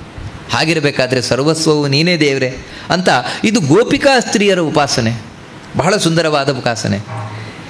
ಯಸ್ಸಾರಭಾಗಮನುಭೂಯ ಶರೀರ ಭಾಜಾಂ ಶಿಷ್ಟಂ ಪ್ರಯಚ್ಛಸಿ ಕಿಲಾರ ಸಮಲ್ಪ ಭೋಗ್ಯಂ ದುಃಖಾತಿದೂರಗತ ಪಾರ ಸುಖೈಕ ಭೋಕ್ತು ತಸ್ಯೇಷ ಯೋಗ್ಯಮಖಿಲಂ ತವ ತರ್ಕಯಾಮಃ. ತುಂಬ ಸುಂದರವಾದ ಮಾತು ಇನ್ನೊಂದು ಹೇಳ್ತಾರೆ. ಕೃಷ್ಣ, ಹೋಗಿ ನಿಮ್ಮ ತಂದೆ, ನಿಮ್ಮ ಗಂಡತ್ರ ಹೋಗಿ, ಗಂಡಸರ ಹತ್ರ, ಪತಿಯಂದ್ರ ಹತ್ರ ಹೋಗಿ ಅಂತ ನೀನು ಹೇಳ್ತಾ ಇದ್ದೀಯ. ಹೌದು, ನಮ್ಮ ಗಂಡಸರ ಹತ್ರ ಹೋಗ್ತೇವೆ, ಪತಿಯಂದ್ರ ಹತ್ರ ಹೋಗ್ತೇವೆ. ನಿಜವಾಗಿಯೂ ಕೂಡ ಪತಿಯ ಒಳಗೆ ನಾವಿವಾಗೇನು ಊಟವನ್ನು ಮಾಡ್ತೇವೆ, ಊಟ ಹಾಕ್ತೇವೆ, ಅದು ಹಾಕ್ತೇವೆ, ಇದು ಹಾಕ್ತೇವೆ, ಏನು ಮಾಡ್ತೇವೆ, ಕಡೆಗೆ ಪತಿ ಪತ್ನಿಯರ ಸಮಾಗಮ. ಅಲ್ಲಿಯೂ ಕೂಡ ಗೋಪಿಕಾ ಸ್ತ್ರೀಯರು ಎಂಥ ಜ್ಞಾನಿಗಳಿದ್ದಾರೆ ಅಂದರೆ ನೋಡಿ, ಸಾಮಾನ್ಯ ಜನರಿಗೆ ಇಂತಹ ಒಂದು ಯೋಚನೆ ಬರಲಿಕ್ಕೆ ಸಾಧ್ಯ ಇಲ್ಲ. ಅವರೇನು ಹೇಳ್ತಾರೆ ಅಂದರೆ, ಈ ಶರೀರದ ಒಳಗೆ ಕೂತು ಪ್ರತಿಯೊಂದನ್ನು ನಿಜವಾಗಿ ಅನುಭವಿಸ್ತಾ ಇರುವವನು ನೀನು. ಇದನ್ನು ಕೃಷ್ಣ ಭಗವದ್ಗೀತೆಯ 15ನೇ ಅಧ್ಯಾಯದಲ್ಲಿ ಬಹಳ ಸ್ಪಷ್ಟವಾಗಿ ತಿಳಿಸ್ಕೊಂಡು ಹೋಗ್ತಾನೆ. ಶ್ರೋತ್ರಂ ಚಕ್ಷುಸ್ಪರ್ಶನಂಚ ರಸನಂ ಘ್ರಾಣಮೇವ ಚ ಅಧಿಷ್ಠಾಯ ಮನಶ್ಚಾಯಂ ವಿಷಯಾನುಪಸೇವತೆ. ದೇವರು ನಮ್ಮೊಳಗೆ ಕೂತು, ಇವಾಗ ನಾವು ನೋಡ್ತಾ ಇದ್ದೇವೆ ಅಂತ ಹೇಳಿದ್ರೆ ನಾನು ನೋಡ್ತಾ ಇದ್ದೇನೆ ಅಂತ ಹೇಳುವುದು ಪೂರ್ಣ ಸತ್ಯ ಅಲ್ಲ, ಮತ್ತು ದೇವರು ತೋರಿಸ್ತಾ ಇದ್ದಾನೆ ಅಂತ ಹೇಳುವುದು ಸತ್ಯ ಅಷ್ಟೆ. ದೇವರು ತೋರಿಸ್ತಾ ಇದ್ದಾನೆ. ಹೇಗೆ ತೋರಿಸ್ತಾ ಇದ್ದಾನೆ ಅಂದರೆ ತಾನು ನೋಡಿ ನಮಗೆ ತೋರಿಸ್ತಾ ಇದ್ದಾನೆ. ಅದು ಹೇಗೆ ತೋರಿಸ್ತಾ ಇದ್ದಾನೆ, ದೇವರು ಹೇಗೆ ನೋಡ್ತಾ ಇದ್ದಾನೆ ನೋಡಿ, ಇದೇ ಕಣ್ಣಿನಿಂದ ದೇವರು ನೋಡ್ತಾ ಇದ್ದಾನೆ. ಆದರೆ ತಾನು ನೋಡಿ ನಮಗೆ ಬರೀ ಸ್ವಲ್ಪ ಕೊಡ್ತಾ ಇದ್ದಾನಂತೆ, ಬರೀ ಸ್ವಲ್ಪ ಕೊಡ್ತಾ ಇರೋದಂತೆ. ಅದಕ್ಕಾಗಿ ನಿಜವಾಗಲೂ ಈ ಕಣ್ಣೇನಿದೆ, ಈ ಕಣ್ಣಿನಿಂದ ಎಷ್ಟು ನೋಡ್ಲಿಕ್ಕೆ ಸಾಧ್ಯ ಇದೆ ಅಷ್ಟು ನಾವು ನೋಡ್ತಾ ಇಲ್ಲ. ನಿಜವಾಗಿ ಅದನ್ನು ನೋಡ್ತಾ ಇರುವನು ದೇವರು. ನೋಡಿ, ನಮ್ಗೆ ಎಷ್ಟು ಬೇಕೋ ಅಷ್ಟು ಕೊಡ್ತಾನೆ. ಯಾವ ರೀತಿ? ಒಂದು ಹಣ್ಣಿದೆ, ಹಣ್ಣಿನ ರಸವನ್ನೆಲ್ಲ ತೆಗಿತೇವೆ, ತೆಗೆದು ಒಂದು ಲೋಟ ಮಾಡ್ಕೊಳ್ತೇವೆ. ಒಂದು ಲೋಟ ಮಾಡಿಕೊಂಡು ಮತ್ತೆ ಪಕ್ಕದಲ್ಲೊಂದು ಮಗು ಇರುತ್ತೆ, ಮಗುವಿಗೆ ಎಷ್ಟು ಕೊಡ್ತೇವೆ ನಾವು? ಒಂದು 1/4 ಗ್ಲಾಸ್ ಕೊಡ್ತೇವೆ. ಯಾಕಂದರೆ ಅದಕ್ಕಷ್ಟೇ ಸಾಕು ಅಂತ 3/4 ಗ್ಲಾಸ್ ನಾವು ಕುಡಿತೇವೆ. ಯಾಕಂದರೆ ದೊಡ್ಡವರಲ್ವಾ, ಅದಕ್ಕೆ 3/4 ಗ್ಲಾಸ್ ನಮಗೆ ಬೇಕು. 1/4 ಗ್ಲಾಸ್ ಅಥವಾ ಒಂದು 4 ಲೋಟ ಮಾಡಿದ್ದು ಅಂತ ತಿಳ್ಕೊಳ್ಳಿ ಜ್ಯೂಸನ್ನು, ಆ ಮಗುವಿಗೆ ಒಂದು ಲೋಟ ಕೊಡ್ತೇವೆ. ಅದು ಇಟ್ಟು ಸಣ್ಣ ಲೋಟ, ನಾವು 3 ಲೋಟ ಕುಡಿತೇವೆ. ನೋಡಿ, ಹಾಗೆ ಅಂತ ದೇವರು ಮಾಡೋದು. ಇಲ್ಲಿ ಕೂತ್ಕೊಂಡು ನೋಡುವುದು ಕೇಳುವುದೆಲ್ಲ ನಿಜವಾಗಿ ಮಾಡುವುದು ಅವನಂತ, ದೇವರಂತ, ನಾವಲ್ಲ. ಷಡುರಸದನ್ನಕ್ಕೆ ನಲಿದಾಡುವ ಜಿಹ್ವೆ ಕಡುರುಚಿಗೊಂಡ ರುಚಿ ನಿನ್ನದಯ ತನು ನಿನ್ನದು ಜೀವನ ನಿನ್ನದು. ಇದೇ ಹೇಳುವಂಥದ್ದು. ಒಂದು ಬಾಯಿ ರುಚಿಗೊಳ್ತು ಅಂತ ಹೇಳಿದ್ರೆ ನಾವಲ್ಲ, ದೇವ್ರು ರುಚಿ ಮಾಡಿಸಿದ್ದು. ಅದು ನಿಜವಾದ ರುಚಿ ನೋಡಿದ್ದವನು. ನಮಗೆ ಎಷ್ಟು ಕೊಟ್ಟನೋ ಅಷ್ಟು ಮಾತ್ರ ಗೊತ್ತಾಗುತ್ತೆ ಅಷ್ಟೇ, ಇಲ್ದಿರ ಗೊತ್ತಾಗೋಲ್ಲ. ಕಣ್ಣು ಕೂಡ ಅಷ್ಟೇ, ದೇವರು ಎಷ್ಟು ತೋರಿಸ್ತಾನೆ ಅಷ್ಟು ಮಾತ್ರ ಗೊತ್ತಾಗುತ್ತೆ, ಇಲ್ದಿರ ಗೊತ್ತಾಗೋಲ್ಲ. ಅದು ಯಾವಾಗ ಅಂತ ಹೇಳಿದ್ರೆ, ಇದು ನೋಡಿ ನಮಗೆ ಸಾಮಾನ್ಯ ಒಂದು 40 ವರ್ಷದವರೆಗೆ ಗೊತ್ತಾಗೋಲ್ಲ. 40 ವರ್ಷದವರೆಗೆ ನಾನೇ ನೋಡೋದು ಇರ್ತದೆ. ದೇವ್ರು ಏನು ಮಾಡ್ತಾರೆ ಅಂದರೆ 40 ವರ್ಷ ಆದಮೇಲೆ ಕಣ್ಣಿದೆಯಲ್ವಾ, ಆ ಕಣ್ಣಿನ ಶಕ್ತಿಯನ್ನು ಸ್ವಲ್ಪ ಕಡಿಮೆ ಕಡಿಮೆ ಕಡಿಮೆ ಕಡಿಮೆ ಮಾಡ್ಕೊಂಡು ಬರ್ತಾನೆ. ಅವಾಗ ಏನಂದ್ರೆ ಕಾಣಲ್ಲ, ಸ್ವಲ್ಪ ಕಾಣಲ್ಲ. ಅಯ್ಯೋ 40 ಬದ್ರಿ ಕಾಣಲ್ಲ. ಯಾಕೆ ಏನಾಯಿತು? ಕಣ್ಣಿಗೆ ಏನಾಯಿತು? ಕಣ್ಣು ಸ್ವಲ್ಪ ದೃಷ್ಟಿ ಮಂಜಾಗ್ತಾ ಇದೆ. ಮುಂಜಾಗ್ತಾ ಇರೋದಲ್ಲ, ಮಂಜು ಮಾಡ್ತಾ ಇರೋದು ಅವನು. ದೇವರು ಒಳಗೆ ಕೂತು ಸ್ವಲ್ಪವೇ ಅದರ ಶಕ್ತಿಯನ್ನು ಕಡಿಮೆ ಕಡಿಮೆ ಕಡಿಮೆ ಮಾಡ್ಕೊಂಡು ಬರ್ತಾ ಇದ್ದಾನೆ. ಅದರಿಂದಾಗಿ ಹೊರಗಿನ ಕನ್ನಡಕದ ಪವರ್ ಹೆಚ್ಚಾಗ್ತಾ ಇದೆ ದಿನ ಹೋದಾಗೆ. ನಾವಿದನ್ನು ಗಮನಿಸ್ಲಿಕ್ಕೆ ಹೋಗಲ್ಲ. ಕಿವಿಯೂ ಕೂಡ ಅಷ್ಟೇ, 40-50 ತನಕ ಚೆನ್ನಾಗಿರ್ತದೆ. ಆಮೇಲೆ ಚೂರು ಕಡಿಮೆ ಆಗ್ತಾ ಬರ್ತದೆ, ಸ್ವಲ್ಪ ಕಡಿಮೆ ಕಡಿಮೆ ಕಡಿಮೆ ಕಡಿಮೆ ಕಡಿಮೆ ಆಗ್ತಾ ಬರ್ತದೆ. 70-80 ಆದಾಗ ಕರೆದ್ರೆ ಹಾಂ ಕೇಳಲ್ಲ. ಯಾಕಂದರೆ ಅದರ ವಾಲ್ಯೂಮ್ ಕಡಿಮೆ ಮಾಡ್ತಾ ಇದ್ದಾನೆ ದೇವರು. ಪ್ರತಿಯೊಂದರದ್ದು ಕೂಡ ಅಷ್ಟೇ. ಹೀಗೆ ನೋಡಿ, ಪ್ರತಿಯೊಂದು ಇರುವುದು ದೇವರ ಕೈಯಲ್ಲಿ. ಅವನು ಎಷ್ಟು ಕೊಡಿಸ್ತಾನೋ ಅಷ್ಟು ಮಾತ್ರ, ಇಲ್ಲದ್ರೆ ನಮಗೆ ಗೊತ್ತಾಗೋಲ್ಲ. ಈ ರೀತಿ ಒಂದು ಪತಿ ಪತ್ನಿಯರ ಸಮಾಗಮದಲ್ಲಿಯೂ ಕೂಡ ಗೋಪಿಕಾಸ್ತ್ರೀಯರು ನಿಜವಾಗಿಯೂ ಕೂಡ ಈ ಹೊರಗಿನಿಂದ ಕಾಣುವ ಪತಿಯರಿದ್ದಾನೆ, ಅವನಿಗೇನು ಮಾಡ್ತಾನೆ ಅಂತ ಹೇಳ್ತಾರೆ. ನಿಜವಾಗಿಯೂ ಕೂಡ ನೀನೇ ಒಳಗೆ ಕೂತಿರುವವನು. ನಾವು ಯಾಕೋಸ್ಕರ ನಮ್ಮ ಪತಿಯನ್ನು ಸೇರ್ತೇವೆ ಅಂತ ಹೇಳಿದ್ರೆ ನೀನಿದ್ದೀಯಾ ಅಂತ. ನಿಜವಾಗಿ ಅಲ್ಲಿ ಆನಂದವನ್ನು ಅನುಭವಿಸುವವನು ನೀನು. ಅನುಭವಿಸಿ ನೀನೇನು ಕೊಡ್ತೀಯ ಸ್ವಲ್ಪ ಈ ವೇಸ್ಟೇಜ್ ಇದ್ದಾಗೆ ಅದು ಮಾತ್ರ ಗಂಡಸರಿಗೆ ಸಿಗುತ್ತೆ ಅಷ್ಟೇ. ನೋಡಿ ಎಂತ ಮಾತಾಡ್ತಾರೆ ಗೋಪಿಕಾಸ್ತ್ರೀಯರು. ಅದರಿಂದಲೇ ಖುಷಿ ಪಟ್ಕೊಂಡು ಕೂರ್ತಾವೆ ಅಷ್ಟೇ. ಆದರೆ ನಿಜವಾಗಿ ಖುಷಿ ಪಡುವ ನೀನಲ್ಲ. ಈ ರೀತಿ ಆ ನಮ್ಮ ಪತಿಯೊಂದಿರೊಳಗೆ ನೀನಿದ್ಯಾ ಅಂತ ನಾವು ಸೇರುವವರು. ನೀನೇ ಎದುರಿಗೆ ಸಿಕ್ಕಿದಾಗ ಇನ್ಯಾರು ಬೇಕು ಕೃಷ್ಣ? ಅಂದರೆ ನಿಜವಾಗಿಯೂ ಕೂಡ ಇದು ಎಂಥ ಉಪಾಸನೆ, ದೇವರ ಉಪಾಸನೆ ಅಂದರೆ ಯಾವ ರೀತಿ ಇರ್ತದೆ ಅಂತ. ಅದಕ್ಕೆ ಕೃಷ್ಣ ಹೇಳ್ತಾನೆ, ಧರ್ಮೋ ನವೋಯಂ ಶ್ರುತಿ ಸಂಗತಾಕ್ಷ್ಯಃ. ನೀವು ಸರಿಯಾಗಿಲ್ಲ ಅಂತ ಹೇಳ್ತಾರೆ. ಶ್ರುತಿ ಸಂಗತಾಕ್ಷ್ಯಃ ಅವರನ್ನು ಕರೆಯೋದೇನು ಗೊತ್ತುಂಟ? ಹೆಣ್ಣುಮಕ್ಕಳೇ, ಅದು ಎಂಥ ಹೆಣ್ಣುಮಕ್ಕಳೇ ಗೊತ್ತುಂಟ? ಕಣ್ಣು ಕಿವಿ ತಾಕಿದವರೇ ಅಂತ. ಶ್ರುತಿ ಸಂಗತಾಕ್ಷ್ಯ ಅಂತ ಹೇಳಿದ್ರೆ ಆ ಗೋಪಿಕಾಸ್ತ್ರೀಯರ ಕಣ್ಣು ಯಾವ ರೀತಿ ಇತ್ತು ಅಂದರೆ ಹೀಗೆ ಇತ್ತಂತೆ, ಕಿವಿಗೆ ತಾಕುವಷ್ಟರ ಮಟ್ಟಿಗೆ ಇತ್ತಂತೆ. ಅಂದರೆ ಅದೊಂದು ಉತ್ಪ್ರೇಕ್ಷೆ, ಅಷ್ಟು ಚಂದವಾದ ಕಣ್ಣು ಅಂತ. ಶ್ರುತಿ ಸಂಗತಾಕ್ಷ್ಯ ಅಂದರೆ ಕಿವಿಗೆ ತಾಕ್ತಾ ಇರುವಂತಹ ಕಣ್ಣುಳ್ಳವರೇ. ಇದು ಧರ್ಮ ಅಲ್ಲ. ಪತಿಯನ್ನು ಬಿಟ್ಟು ಬೇರೆ ಯಾರನ್ನ ಬಯಸುವುದು ಧರ್ಮ ಅಲ್ಲ ಅದು ಅಂತ ಕೃಷ್ಣ ಹೇಳ್ತಾನೆ. ಧರ್ಮೋ ನವೋಯಂ ಶ್ರುತಿ ಸಂಗತಾಕ್ಷ್ಯಃ. ಅದಕ್ಕೆ ಅವ್ರ ಉತ್ತರ ಏನು ಗೊತ್ತುಂಟು ಗೋಪಿಕಾಸ್ತ್ರೀಯರದು? ಧರ್ಮೋ ನವೋಯಂ ಶ್ರುತಿ ಸಂಗತಾಕ್ಷ್ಯಃ. ಇದೇ ಉತ್ತರ, ಅದೇ ಪ್ರಶ್ನೆ, ಅದೇ ಉತ್ತರ, ಆದರೆ ಅರ್ಥ ಮಾತ್ರ ಬೇರೆ. ಅದಕ್ಕೆ ಅವರು ಹೇಳ್ತಾರೆ ಶ್ರುತಿ ಸಂಗತಾಕ್ಷ, ಕೃಷ್ಣನ ಕುರಿತು ಹೇಳುವಂಥದ್ದು. ಹೇ ಕೃಷ್ಣ, ನೀನು ಕೇವಲ ವೇದದಿಂದ ಮಾತ್ರ ತಿಳಿಯಲ್ಪಡುವಂಥವನು. ನಮಗೆ ಇದೇ ಧರ್ಮ, ನಿನ್ನನ್ನು ಆರಾಧನೆ ಮಾಡುವುದೇ ಧರ್ಮ ನಮಗೆ. ಮಾನ್ಯಂ ಭಜದ್ವಂ ರಮಣಂ ವಿಹಾಯ. ನೋಡಿ, ಕಂಡವರನ್ನು ನೀವು ಈ ರೀತಿ ಬಯಸಬಾರದು, ನಿಮ್ಮ ಗಂಡನನ್ನೇ ಬಯಸಬೇಕು ನೀವು ಅಂತ ಹೇಳಿದ್ರೆ, ಮಾನ್ಯಂ ಭಜಾಮೋ ರಮಣಂ ವಿಹಾಯ. ಹೌದು ಕೃಷ್ಣ, ನಾವು 3 ಲೋಕದಲ್ಲಿಯೂ ಮಾನ್ಯನಾದ ನಿನ್ನನ್ನೇ ಭಜಿಸ್ತಾ ಇದ್ದೇವೆ. 3 ಲೋಕದಲ್ಲಿಯೂ ಕೂಡ ಎಲ್ರಿಗೂ ಬೇಕಾದ ನಿನ್ನನ್ನೇ ಭಜಿಸ್ತಾ ಇದ್ದೇವೆ. ಯಾಕಂದರೆ ನೀನೇ ಮಾನ್ಯನಾದವನು. ಅಂದರೆ ನಾವು ಹೇಳ್ತೇವಲ್ವ ವಿಷ್ಣು ಸಹಸ್ರನಾಮದಲ್ಲಿ ಹೇಳ್ಬೇಕಾರೆ, ಅಮಾನೇ ಮಾನದೋ ಮಾನ್ಯೋ ಲೋಕಸ್ವಾಮಿ ತ್ರಿಲೋಕಧೃಕ್ ಅಂತ. ಮಾನ್ಯ, ನಿಜವಾಗಿ ಗೌರವಿಸ್ಲಿಕ್ಕೆ ಯೋಧನಾದವನು ನೀನೇ. ನಿನ್ನಿಂದಾಗಿಯೇ ಗಂಡನಿಗೆ ಗೌರವ, ಇಲ್ಲದಿದ್ದರೆ ಗಂಡನಿಗೆ ಏನು ಗೌರವ ಇದೆ? ಅದಕ್ಕಾಗಿ ನಿಜವಾದ ಮಾನ್ಯನಾದವನು ನೀನು. ಅದಕ್ಕೆ ನಿನ್ನನ್ನೇ ನಾವು ಭಜಿಸ್ತಾ ಇದ್ದೇವೆ. ಯಾರನ್ನ ಅಂದರೆ ರಮಣಂ ವಿಘಾಯ, ಪತಿಯನ್ನು ಬಿಟ್ಟು ನಿನ್ನನ್ನು ಭಜಿಸ್ತಾ ಇದ್ದೇವೆ ಅಂತ ಹೇಳ್ತಾರೆ. ಹಿತಾತ್ಮ ಭತಯೂನ ಮಂಗನ ಯಥೋ ಹ್ಯಧರ್ಮೇ ಮತಿರಸ್ತಿ ನಿಶ್ಚಲ. ಇಲ್ಲ, ನಿಮಗೆ ಯಾವುದು ಮಾಡಬೇಕು ಯಾವುದು ಮಾಡಬಾರ್ದು ಗೊತ್ತಾಗ್ತಾ ಇಲ್ಲ. ಅದಕ್ಕೆ ಈ ರೀತಿಯಾಗಿ ನೀವು ಅಧರ್ಮದಲ್ಲಿ ವರ್ತಿಸ್ತಾ ಇದ್ದೀರಿ ಅಂತ ಹೇಳಿದ್ರೆ ಅದಕ್ಕೆ ಇದೇ ಉತ್ತರ. ಮತ್ತೆ ಏನಂತ ಹೇಳಿದ್ರೆ, ನಮಗೆ ಯಾವುದು ಮಾಡಬೇಕು ಯಾವುದು ಮಾಡಬಾರ್ದು ಎಲ್ಲವೂ ಗೊತ್ತಿದೆ. ಯಾಕಂತ ಹೇಳಿದ್ರೆ ಅದರಿಂದಾಗಿ ನಿನ್ನನ್ನೇ ಭಜಿಸ್ತಾ ಇರು. ನಿನ್ನನ್ನು ಭಜಿಸುವುದೇ ಧರ್ಮ ಆದದ್ರಿಂದ ನಿನ್ನನ್ನೇ ಭಜಿಸ್ತಾ ಇರುವಂಥದ್ದು ಅಂತ ಈ ರೀತಿ ಅವರು ಕೃಷ್ಣನನ್ನು ಒಲಿಸಿಕೊಂಡ್ರಂತೆ ತಮ್ಮ ಮಾತಿನಿಂದ. ಕೃಷ್ಣ ಇವರ ಮಾತಿಗೆ ತಾನು ಮೆಚ್ಚಿದ. ಮೆಚ್ಚಿದ್ದು ಅಂದರೆ ಬರೀ ಮಾತಿಗಲ್ಲ, ಮತ್ತು ಮಾತಿನ ಹಿಂದೆ ಇರುವಂತಹ ಭಾವಕ್ಕೆ, ಭಕ್ತಿಗೆ. ಆ ರಾತ್ರಿ ಆ ಎಲ್ಲ ಗೋಪಿಕಾಸ್ತ್ರೀಯರೊಟ್ಟಿಗೆ ಕಳೆಯಲಿಕ್ಕೆ ತಾನು ನಿಶ್ಚಯವನ್ನು ಮಾಡಿದ. ಆಗ ಇದ್ದಕ್ಕಿದ್ದಾಗಿ ಗೋಪಿಕಾಸ್ತ್ರೀಯರಿಗೆ ಜಂಬ ಬರಲಿಕ್ಕೆ ಶುರುವಾಯಿತು. ಯಾಕಂದರೆ ಕೃಷ್ಣ ನಮಗೆ ಒಲ್ದು ಬಿಟ್ಟಿದ್ದಾನೆ. ಕೃಷ್ಣ ಒಲ್ದಿದ್ದಾನೆ ಅಂತ ಹೇಳಿದರೆ ಇನ್ನು ಕೇಳಬೇಕಾ? ನಮ್ಮ ಭಾಗ್ಯ, 3 ಲೋಕದಲ್ಲಿ ನಮ್ಮಂಥ ಭಾಗ್ಯವಂತರಾದ ಹೆಣ್ಣು ಮಕ್ಕಳು ಯಾರೂ ಇಲ್ಲ ಅಂತ. ಯಾವಾಗ ಅಹಂಕಾರ ಬಂತು, ಕೃಷ್ಣ ಇಲ್ಲ. ಕೃಷ್ಣ ಮರೆಯಾಗ್ಬಿಟ್ಟ. ಕೂಡಲೇ ಕೃಷ್ಣ ಮರೆಯಾದ. ಯಾವಾಗ ಕೃಷ್ಣ ಮರೆಯಾದ, ಮಧ್ಯರಾತ್ರಿ ಸಮೀಪಿಸ್ತಾ ಇದೆ, ಕೃಷ್ಣ ಕಾಣಿಸ್ತಾ ಇಲ್ಲ, ಏನು ಮಾಡಬೇಕು ಅಂತ ಗೊತ್ತಾಗಲಿಲ್ಲ. ಗೋಪಿಕಾಸ್ತ್ರೀಯರು ತಾವು ಎಲ್ಲರೂ ಒಟ್ಟಿಗೆ ಸೇರಿ ಅರಿಲಿಕ್ಕೆ ಶುರು ಮಾಡಿದರು. ಕೃಷ್ಣ ಎಲ್ಲಿ ಹೋದ, ಎಲ್ಲಿ ಹೋದ, ಎಲ್ಲಿ ಹೋದ ಅಂತ. ಕೃಷ್ಣನನ್ನು ಹುಡ್ಕೊಂಡು ಹೋಗ್ತಾರೆ. ಪ್ರತಿಯೊಂದು ಮರದ ಹತ್ರ ಕೇಳ್ತಾರೆ, ಗಿಡದ ಹತ್ರ ಕೇಳ್ತಾರೆ, ಬಳ್ಳಿ ಹತ್ರ ಕೇಳ್ತಾರೆ, ಪ್ರಾಣಿ ಪಕ್ಷಿ ಮಧ್ಯೊಂದರ ಹತ್ರ ಕೇಳಿಸ್ತಾ ಇದ್ದಾರೆ. ಆ ರೀತಿ ಮರದ ಹತ್ರ ಕೇಳಬೇಕಾದ್ರೆ ಅಶ್ವತ್ಥ ಮರ ಸಿಕ್ತಂತೆ. ಅಶ್ವತ್ಥ ಮರದ ಹತ್ರ ಕೇಳಲಿಕ್ಕೆ ಶುರು ಮಾಡಿದ್ರಂತೆ. ಇದನ್ನು ವಾದಿರಾಜರು ವರ್ಣನೆ ಮಾಡೋದು ನೋಡಿ ಎಷ್ಟು ಚಂದ ಅಂತ.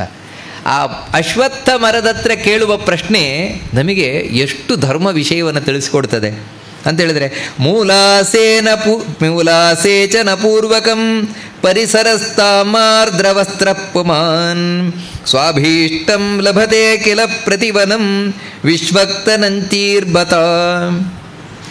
ಯಾವತ್ತೂ ಅಶ್ವತ್ಥ ಸೇವೆಯನ್ನು ಮಾಡಬೇಕಂತೆ. ಅಶ್ವತ್ಥ ಸೇವೆಯನ್ನು ಯಾಕೆ ಮಾಡಬೇಕು ಅಂತ ವಾದಿರಾಜರು ಹೇಳ್ಕೊಡ್ತಾರೆ. ಆ ಅಶ್ವತ್ಥಕ್ಕೆ ಅದರ ಮೂಲಕ್ಕೆ ನೀರು ಹಾಕಬೇಕಂತೆ. ಬೇರಿಗೆ ನೀರು ಹಾಕಿ ಒದ್ದೆ ಬಟ್ಟೆಯನ್ನು ಉಟ್ಟುಕೊಂಡು ಪ್ರದಕ್ಷಿಣೆ ಬರಬೇಕಂತ ನೋಡಿ ಅಶ್ವತ್ಥಕ್ಕೆ. ಹಾಗೆ ಮಾಡಿದರೆ ಅದು ಫಲವನ್ನು ಕೊಡ್ತದಂತೆ. ಅದಕ್ಕೆ ಗೋಪಿಕಾಸ್ತ್ರೀಯರೆಲ್ಲ ಹೇಳ್ತಾ ಇದ್ದಾರೆ, ನೋಡು ನಿನ್ನಲ್ಲಿ ನಿಯಮ ಹಾಗೆ, ನಿನ್ನ ಪಾದಕ್ಕೆ ನೀರನ್ನು ಹಾಕಿ, ಅಂದರೆ ನಿನ್ನ ಬೇರಿಗೆ ನೀರು ಹಾಕಿ ಒದ್ದೆ ಬಟ್ಟೆಯನ್ನು ಉಟ್ಟುಕೊಂಡು ಪ್ರದಕ್ಷಿಣೆ ಬಂದರೆ ನೀನು ಫಲ ಕೊಡ್ತೀಯ ಅಂತ. ನೋಡು ನಾವಿವಾಗ ಹಾಗೆ ಆಗಿದ್ದೇವೆ. ಯಾಕಂತ ಹೇಳಿದ್ರೆ ಕೃಷ್ಣನನ್ನು ಹುಡುಕ್ತಾ ಈ ರಾತ್ರಿಯಲ್ಲಿ ಮೈಯೆಲ್ಲ ಬೆವತು ನಮ್ಮ ವಸ್ತ್ರ ಎಲ್ಲ ಒದ್ದೆ ಆಗೋಗಿದೆ, ನಮ್ಮ ಬಟ್ಟೆ ಎಲ್ಲ ಒದ್ದೆ ಆಗಿ ಹೋಗ್ಬಿಟ್ಟಿದೆ. ಅದಕ್ಕೆ ನಾವು ಪ್ರದಕ್ಷಿಣೆ ಬರ್ತಾ ಇದ್ದೇವೆ ನಿನ್ನ ಹತ್ರ ಕೇಳ್ತಾ. ಇನ್ನು ನಮ್ಮ ಕಣ್ಣಿನ ಏನೇರಿದೆ, ಕಣ್ಣಿನ ನೀರನ್ನೇ ನಿನ್ನ ಬುಡಕ್ಕೆ ಹಾಕಿ ನಾವು ನಿನ್ನ ನಿಯಮ ಏನಿದೆ ಧರ್ಮಶಾಸ್ತ್ರದಲ್ಲಿ ಯಾವ ರೀತಿ ಅಶ್ವತ್ಥ ಪ್ರದಕ್ಷಿಣೆ ಬರಬೇಕು ಅಂತ ಹೇಳಿದ್ದಾರೆ, ಆ ರೀತಿ ನಮ್ಮ ಕಣ್ಣೀರಿನಿಂದಲೇ ನಿನ್ನ ಬುಡವನ್ನು ತೋಯಿಸ್ತಾ ನಮ್ಮ ಒದ್ದೆಯಾದ ಬಟ್ಟೆ ಏನಿದೆ ಅದರಿಂದಲೇ ನಿನಗೆ ಪ್ರದಕ್ಷಿಣೆ ಬರ್ತಾ ಇದ್ದೇವೆ. ಇನ್ನೂ ಯಾಕೆ ನೀನು ಮಾತಾಡ್ತಾ ಇಲ್ಲ? ಖಂಡಿತವಾಗಿ ದೇವರು ನಿನ್ನೊಳಗೆ ಇದ್ದೇ ಇದ್ದಾನಲ್ವ. ಯಾಕಂತ ಹೇಳಿದ್ರೆ ಅದನ್ನು ಪುರಾಣ ಶಾಸ್ತ್ರಗಳು ಹೇಳ್ತಾ ಇದೆ ಅಲ್ವಾ. ಮೂಲತೋ ಬ್ರಹ್ಮರೂಪಾಯ ಮಧ್ಯತೋ ವಿಷ್ಣು ರೂಪಿಣೆ ಅಗ್ರಶಿವರೂಪಾಯ ವೃಕ್ಷರಾಜಾಯ ತೇ ನಮಃ ಅಂತ. ವಿಷ್ಣು ವಿಶೇಷವಾಗಿ ನಿನ್ನೊಳಗೆ ಕೂತಿದ್ದಾನೆ, ಕೃಷ್ಣ ಕೂತಿದ್ದಾನೆ ಅಂತ ನಮಗೆ ತೋರಿಸು, ಆ ಕೃಷ್ಣನನ್ನು ತೋರಿಸು, ಕೃಷ್ಣನನ್ನು ಕೊಡು ಅಂತ ಹೇಳ್ತಾ ಇನ್ನು ಹೇಳ್ತಾರೆ, ನವದದಿಖಿಲ ಸಖ್ಯ ನ ಪ್ರಿಯಂ ವಿಪ್ರಿಯಂ ವಾ ನಿದಶತಿ ಫಲಮಿಷ್ಟಂ ಸ್ವೈರಮಾರಾಧಿತೋಪಿ ಹರಿಚರಣ ವಿದೂರ ಕೋನು ಸಂಭಾವಯೇನ್ನಃ ಸುಕೃತಮಪಿ ತದಾಜ್ಞಾ ರೂಪಮಾಪಾದಯೇಶ್ಚಿತ್. ಇಷ್ಟು ಮಾಡಿದ್ರು ಅಶ್ವತ್ಥ ಮರ ಏನು ಮಾತಾಡ್ತಾ ಇಲ್ಲ, ಸುಮ್ಮನಿದೆ. ಇವರಷ್ಟು ಪ್ರದಕ್ಷಿಣೆ ಬರ್ತಾರೆ, ಅದಕ್ಕೆ ಪ್ರಾರ್ಥನೆ ಮಾಡ್ಕೊಳ್ತಾರೆ, ಏನು ಮಾಡಿದ್ರು ಮಾತಾಡ್ತಾ ಇಲ್ಲ. ಕಡೆಗೂ ಗೋಪಿಕಾಸ್ತ್ರೀಯರೆಲ್ಲ ಮಾತಾಡ್ತಾರಂತೆ. ಎಷ್ಟು ಹೇಳಿದ್ರು ಅಶ್ವತ್ಥ ಮರ ಮಾತಾಡಲ್ಲ, ನಾವು ಹೇಳಿದ್ದು ಕೇಳೋಲ್ಲ ಅದಕ್ಕೆ. ಹೀಗೇನೆ ಹರಿಚರಣ ವಿದೂರ ಕೋನು ಸಂಭಾವಯೇನ್ನಃ. ಯಾವಾಗ ಭಗವಂತನ ಅನುಗ್ರಹದಿಂದ ವಂಚಿತರಾದವು ಆವಾಗ ನಮ್ಮನ್ನು ಯಾರು ಕೇಳ್ತಾರೆ? ಯಾರು ಕೇಳಲ್ಲ. ದೇವರ ಅನುಗ್ರಹ ಇದ್ದರೆ ಮಾತ್ರ 4 ಜನ ಮೂಸ್ತಾರಷ್ಟೇ. ಇದ್ರೆ ಯಾರು ಮೂಸ್ತಾರೆ? ನಿನ್ನ ಒಲುಮೆಯಿಂದ ನಿಖಿಳ ಜನರು ಬಂದು ಮನ್ನಿಸುವರು ಮಗರಾಯ. ಎನ್ನ ಪುಣ್ಯಗಳಿಂದ ಈ ಪರಿ ಉಂಟೇನೋ ನಿನ್ನದೇ ಸಕಲ ಸಂಪತ್ತು. ನುಡಿದೆ ಹೇಳುವಂಥದ್ದು. ನಿಜವಾಗಿ ಕೂಡ 4 ಜನ ನಮ್ಮನ್ನು ಆಧರಿಸ್ತಾ ಇದ್ದಾರೆ, ಗೌರವಿಸ್ತಾ ಇದ್ದಾರೆ ಅಂತ ಹೇಳಿದ್ರೆ ಅವನ ಅನುಗ್ರಹ ಕಾರಣ, ಕೇವಲ ನಮ್ಮ ಪುಣ್ಯದಿಂದಲ್ಲ.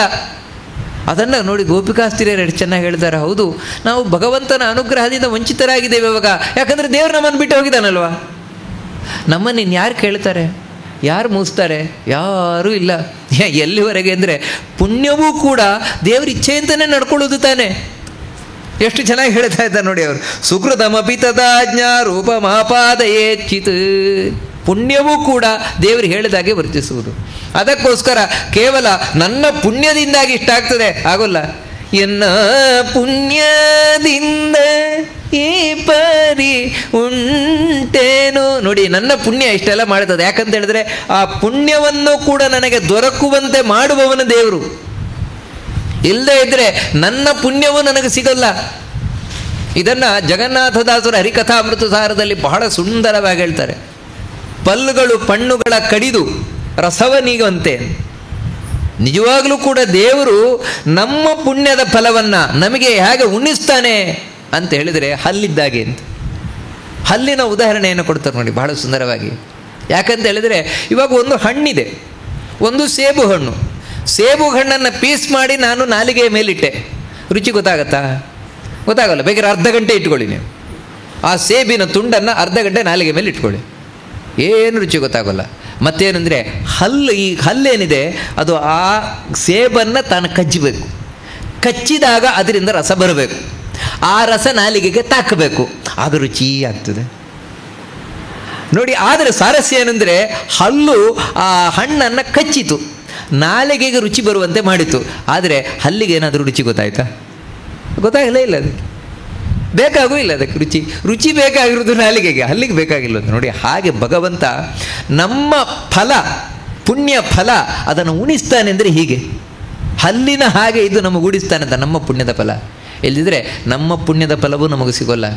ನಾವೇನೋ ತಿಳ್ಕೊಂಡಿದ್ದೇವೆ ನಾನು ಭಾರಿ ಪುಣ್ಯ ಮಾಡಿಬಿಟ್ಟಿದ್ದೇನೆ ಅಂತ. ಹೌದು, ಪುಣ್ಯ ಎಲ್ಲೋ ಇರ್ತದೆ. ಪುಣ್ಯ ನಮಗೆ ಕನ್ವರ್ಟ್ ಆಗಿ ಸಿಗಬೇಕಲ್ವ?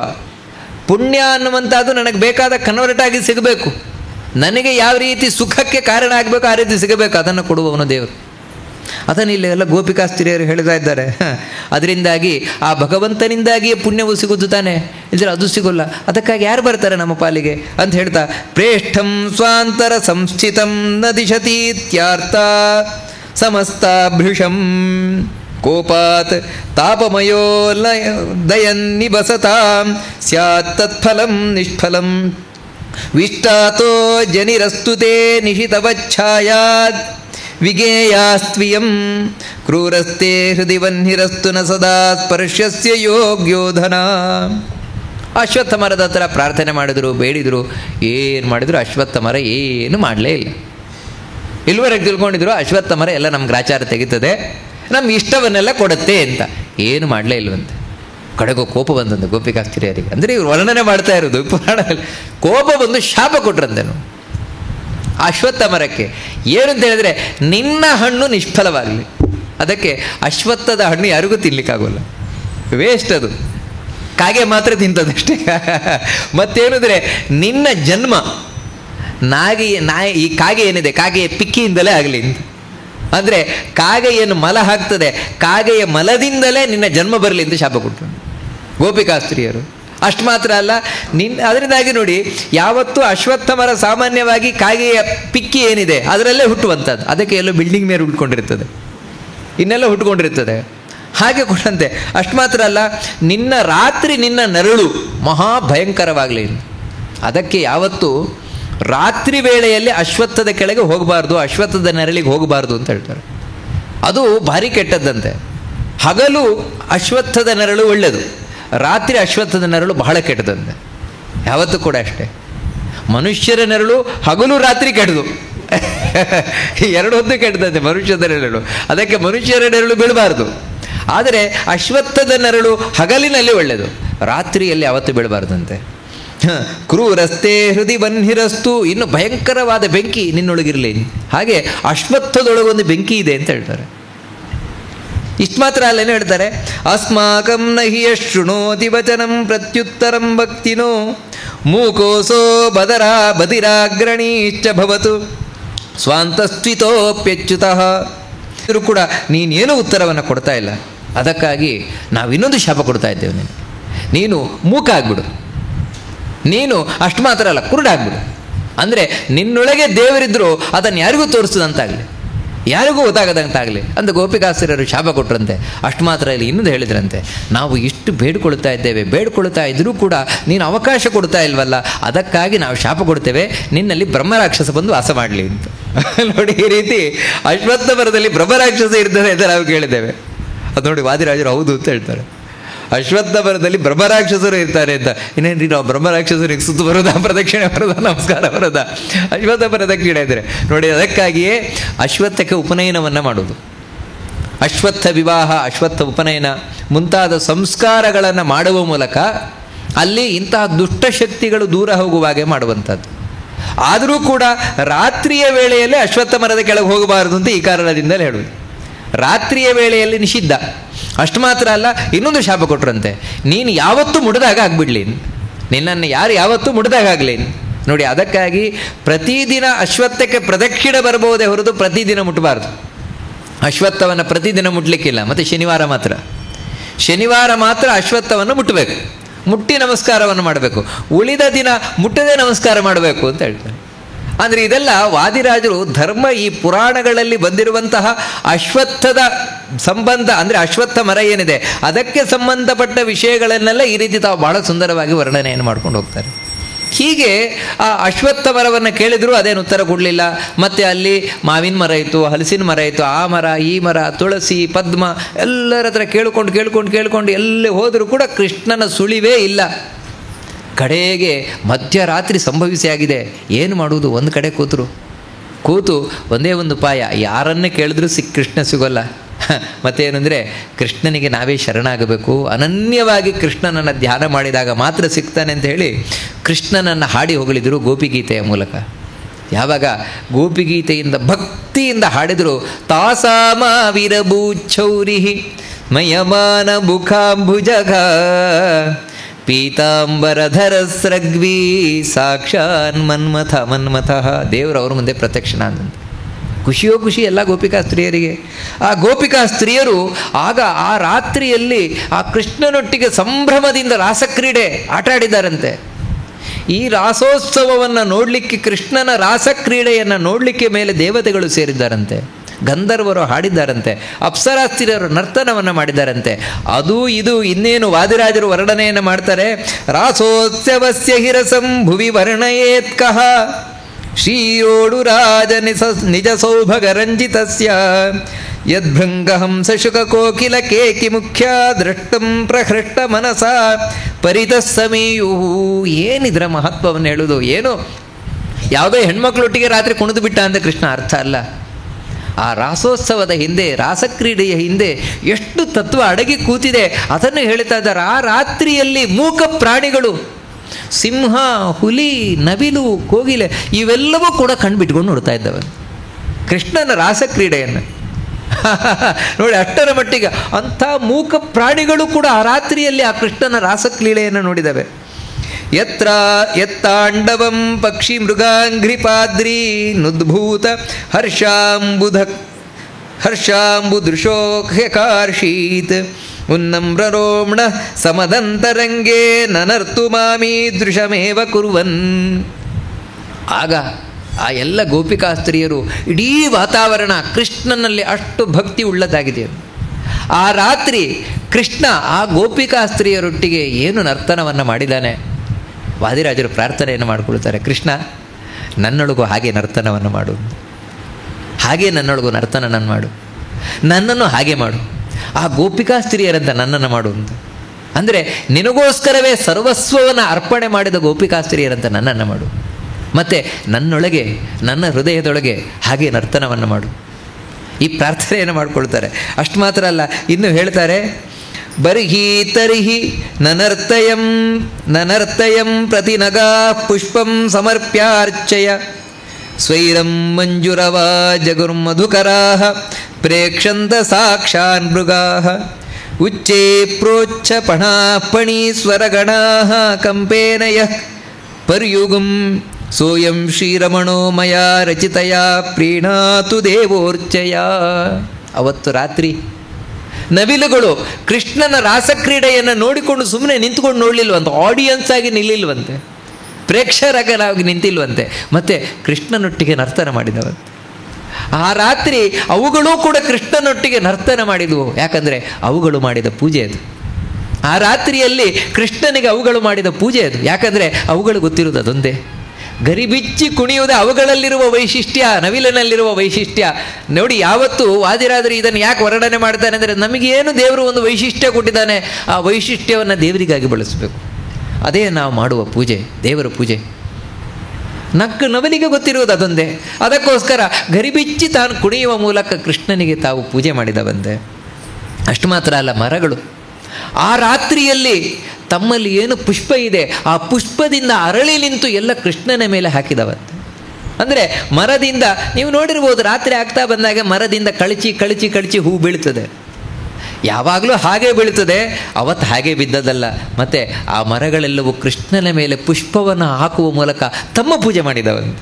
ಅಂದರೆ ಅವುಗಳು ಮಾಡಿದ ಪೂಜೆ ಅಂತ ಹೇಳ್ತಾರೆ.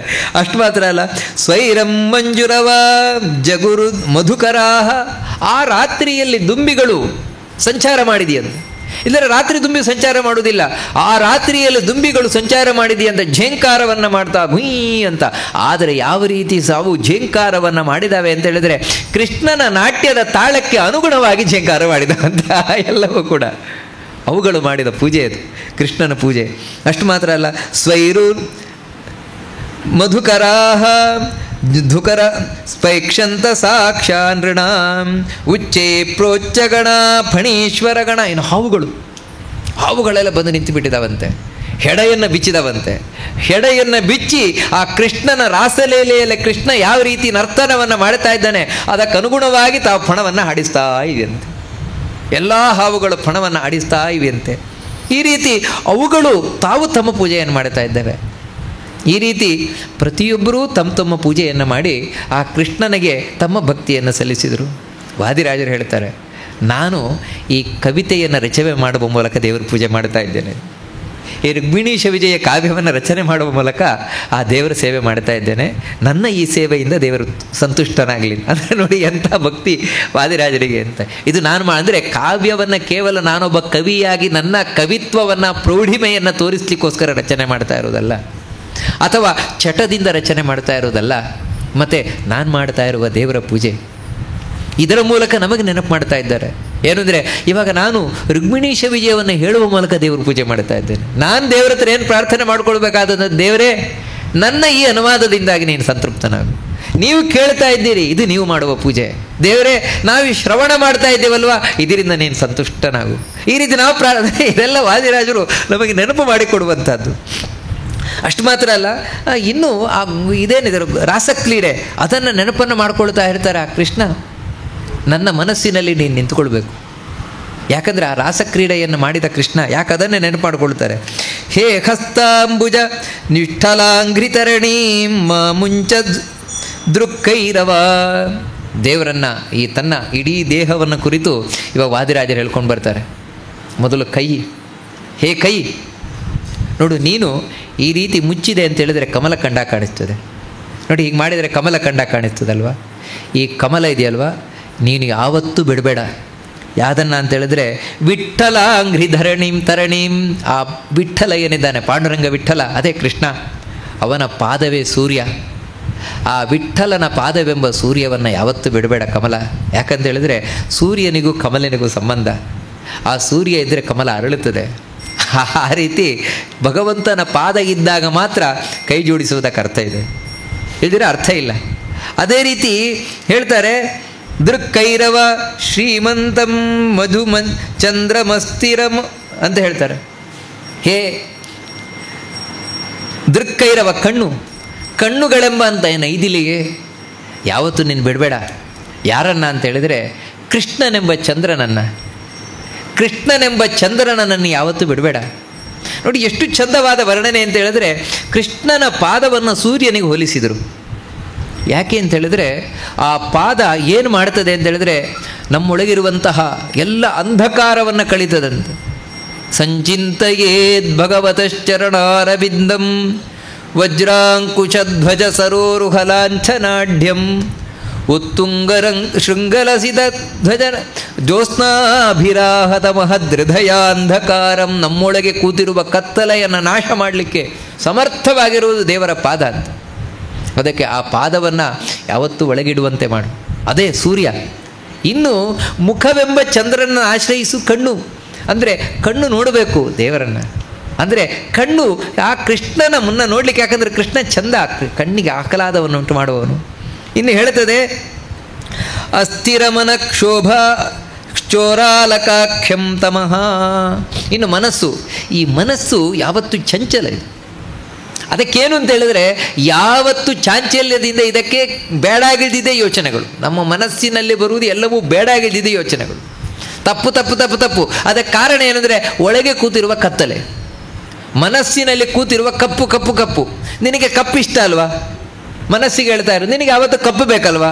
ಹಾಗಿದ್ರೆ ಒಂದು ಕೆಲಸ ಮಾಡು, ನೀನು ಯಾವತ್ತೂ ಕೃಷ್ಣನ ಕಪ್ಪಾದ ಗುಂಗುರು ಗುಂಗುರು ಕೂದಲಿದೆಯಲ್ವ, ಅದನ್ನು ಯಾವತ್ತೂ ಸ್ಮರಣೆ ಮಾಡ್ತಾ ಇರು ಅಂತ ಮನಸ್ಸಿಗೆ ಹೇಳ್ತಾರೆ. ಜಿಹ್ವಾ ದರ್ದುರ ತತ್ಖರ ತತ್ಕಥಾಸುರ ಜಲಧಿಂ ಅಂತ ಹೇಳ್ತಾರೆ. ಇನ್ನು ಈ ನಾಲಿಗೆ ಯಾವಾಗಲೂ ಕಪ್ಪೆ ಅಂತ ಒಟಗುಡ್ತಾ ಇರ್ತದೆ. ಕಪ್ಪೆಯಂತೆ ಒಟಗುಟ್ಟುವ ನಾಲಿಗೆಯೇ ನೀನು ಯಾವತ್ತೂ ಕೃಷ್ಣನ ಕಥಾಮೃತವನ್ನು ಹಾಡ್ತಾ ಇರು, ಕೃಷ್ಣನ ಕಥೆಯನ್ನು ಹೇಳ್ತಾ ಇರು. ಹೃದ್ಗೇಹ ಶ್ರುತಿ ಪಂಜರ ಪ್ರತಿದಿನಂ ಹೃದಯಂ ಶುಕಸ್ಯೋದಿತಂ. ಇನ್ನು ಕಿವಿ ಎಂಬಂಥದ್ದು ಒಂದು ಪಂಜರ, ಗಿಳಿಯನ್ನು ಪಂಜರದಲ್ಲಿ ಇಡುವಂತೆ ಇರುವ ಇದೊಂದು ಪಂಜರ. ಇಂತಹ ಪಂಜರ ಯಾಕಿದನ್ನು ಪಂಜರ ಅಂತ ಹೇಳ್ತಾರೆ ಅಂದರೆ, ಒಳಗೆ ಹೋದರೆ ಬಾಗಿಲಾಕ್ಬಿಡ್ತೇವೆ, ಪಂಜರದಲ್ಲಿ ನಾವು ಅದನ್ನು ಕೂಡ ಹಾಕ್ತೇವೆ, ಹೊರಗೆ ಬಿಡೋಲ್ವಾ? ಹಾಗೆ ನೋಡಿ, ನೀನು ಒಂದು ಮಾಡು, ಗಿಳಿ ಹೇಳಿದ ಮಾತನ್ನು ಬಿಡಬೇಡ ಅಂತ. ಅದೇ ಶುಕರ ಮಾತನ್ನು ಬಿಡಬೇಡ, ಅದೇ ಭಾಗವತ. ಶುಕಾಚಾರ್ಯರು ಹೇಳಿದ ಭಾಗವತ, ಆ ಭಾಗವತವನ್ನು ಪಂಜರವೇ ನಿನ್ನೊಳಗೆ ಹಾಕಿ ಮುಚ್ಕೊಂಡ್ಬಿಡು, ಬಿಡಬೇಡ ಮತ್ತೆ ಅಂತ ಹೇಳಿದರೆ, ಆ ಶುಕಾಚಾರ್ಯ ಗಿಳಿಯ ಮಾತು ಅದರ ಹೊರಗೆ ಬಿಡಬೇಡ ಅಂತ ಈ ರೀತಿ ಪ್ರಾರ್ಥನೆ ಮಾಡ್ತಾ, ಭ್ರಾಂತಂ ಸ್ವಾಂತ ವಿನಿಂದಿತೈ ಕ್ರಿಮಿಪತೈ ವಿಷ್ಟಾತಿ ಪುಷ್ಟೈರ್ದೃಶಂ ಮೂತ್ರ ಮತ್ಪರಮೇಮಯೇ ಪೂಯ ಅಬಲಾ ಕಾಯಂ ವಿಗೇಯಂ ತ್ಯಜ ನಿತ್ಯಂ ನಿರ್ಮಲ ವಿಗ್ರಹಂ ನಿಜವಶಂ ನೀಲೋತ್ಪಲ ಶ್ಯಾಮಲಂ ಪ್ರೇಷ್ಠಂ ಸಂಸ್ಮರ ವಿಠ್ಠಲಂ ವ್ರಜವಧೂ ತೃಷ್ಣಾ ಸಮುಜೃಂಭಣಂ. ಹೌದು, ಗೋಪಿಕಾಸ್ತ್ರೀಯರು ಕೃಷ್ಣನನ್ನೇ ಬಯಸಿದ್ದು ಎಷ್ಟು ಸರಿಯಾಗಿತ್ತು. ಅದನ್ನೇ ತಮ್ಮ ಮನಸ್ಸಿಗೆ ಹೇಳ್ತಾರೆ, ಮನಸ್ಸೇ ಬಿಟ್ಬಿಡು, ಇನ್ಮೇಲೆ ಯಾವ ಹೆಣ್ಮಕ್ಳನ್ನು ಒಳಗೆ ಧ್ಯಾನ ಮಾಡಬೇಡ.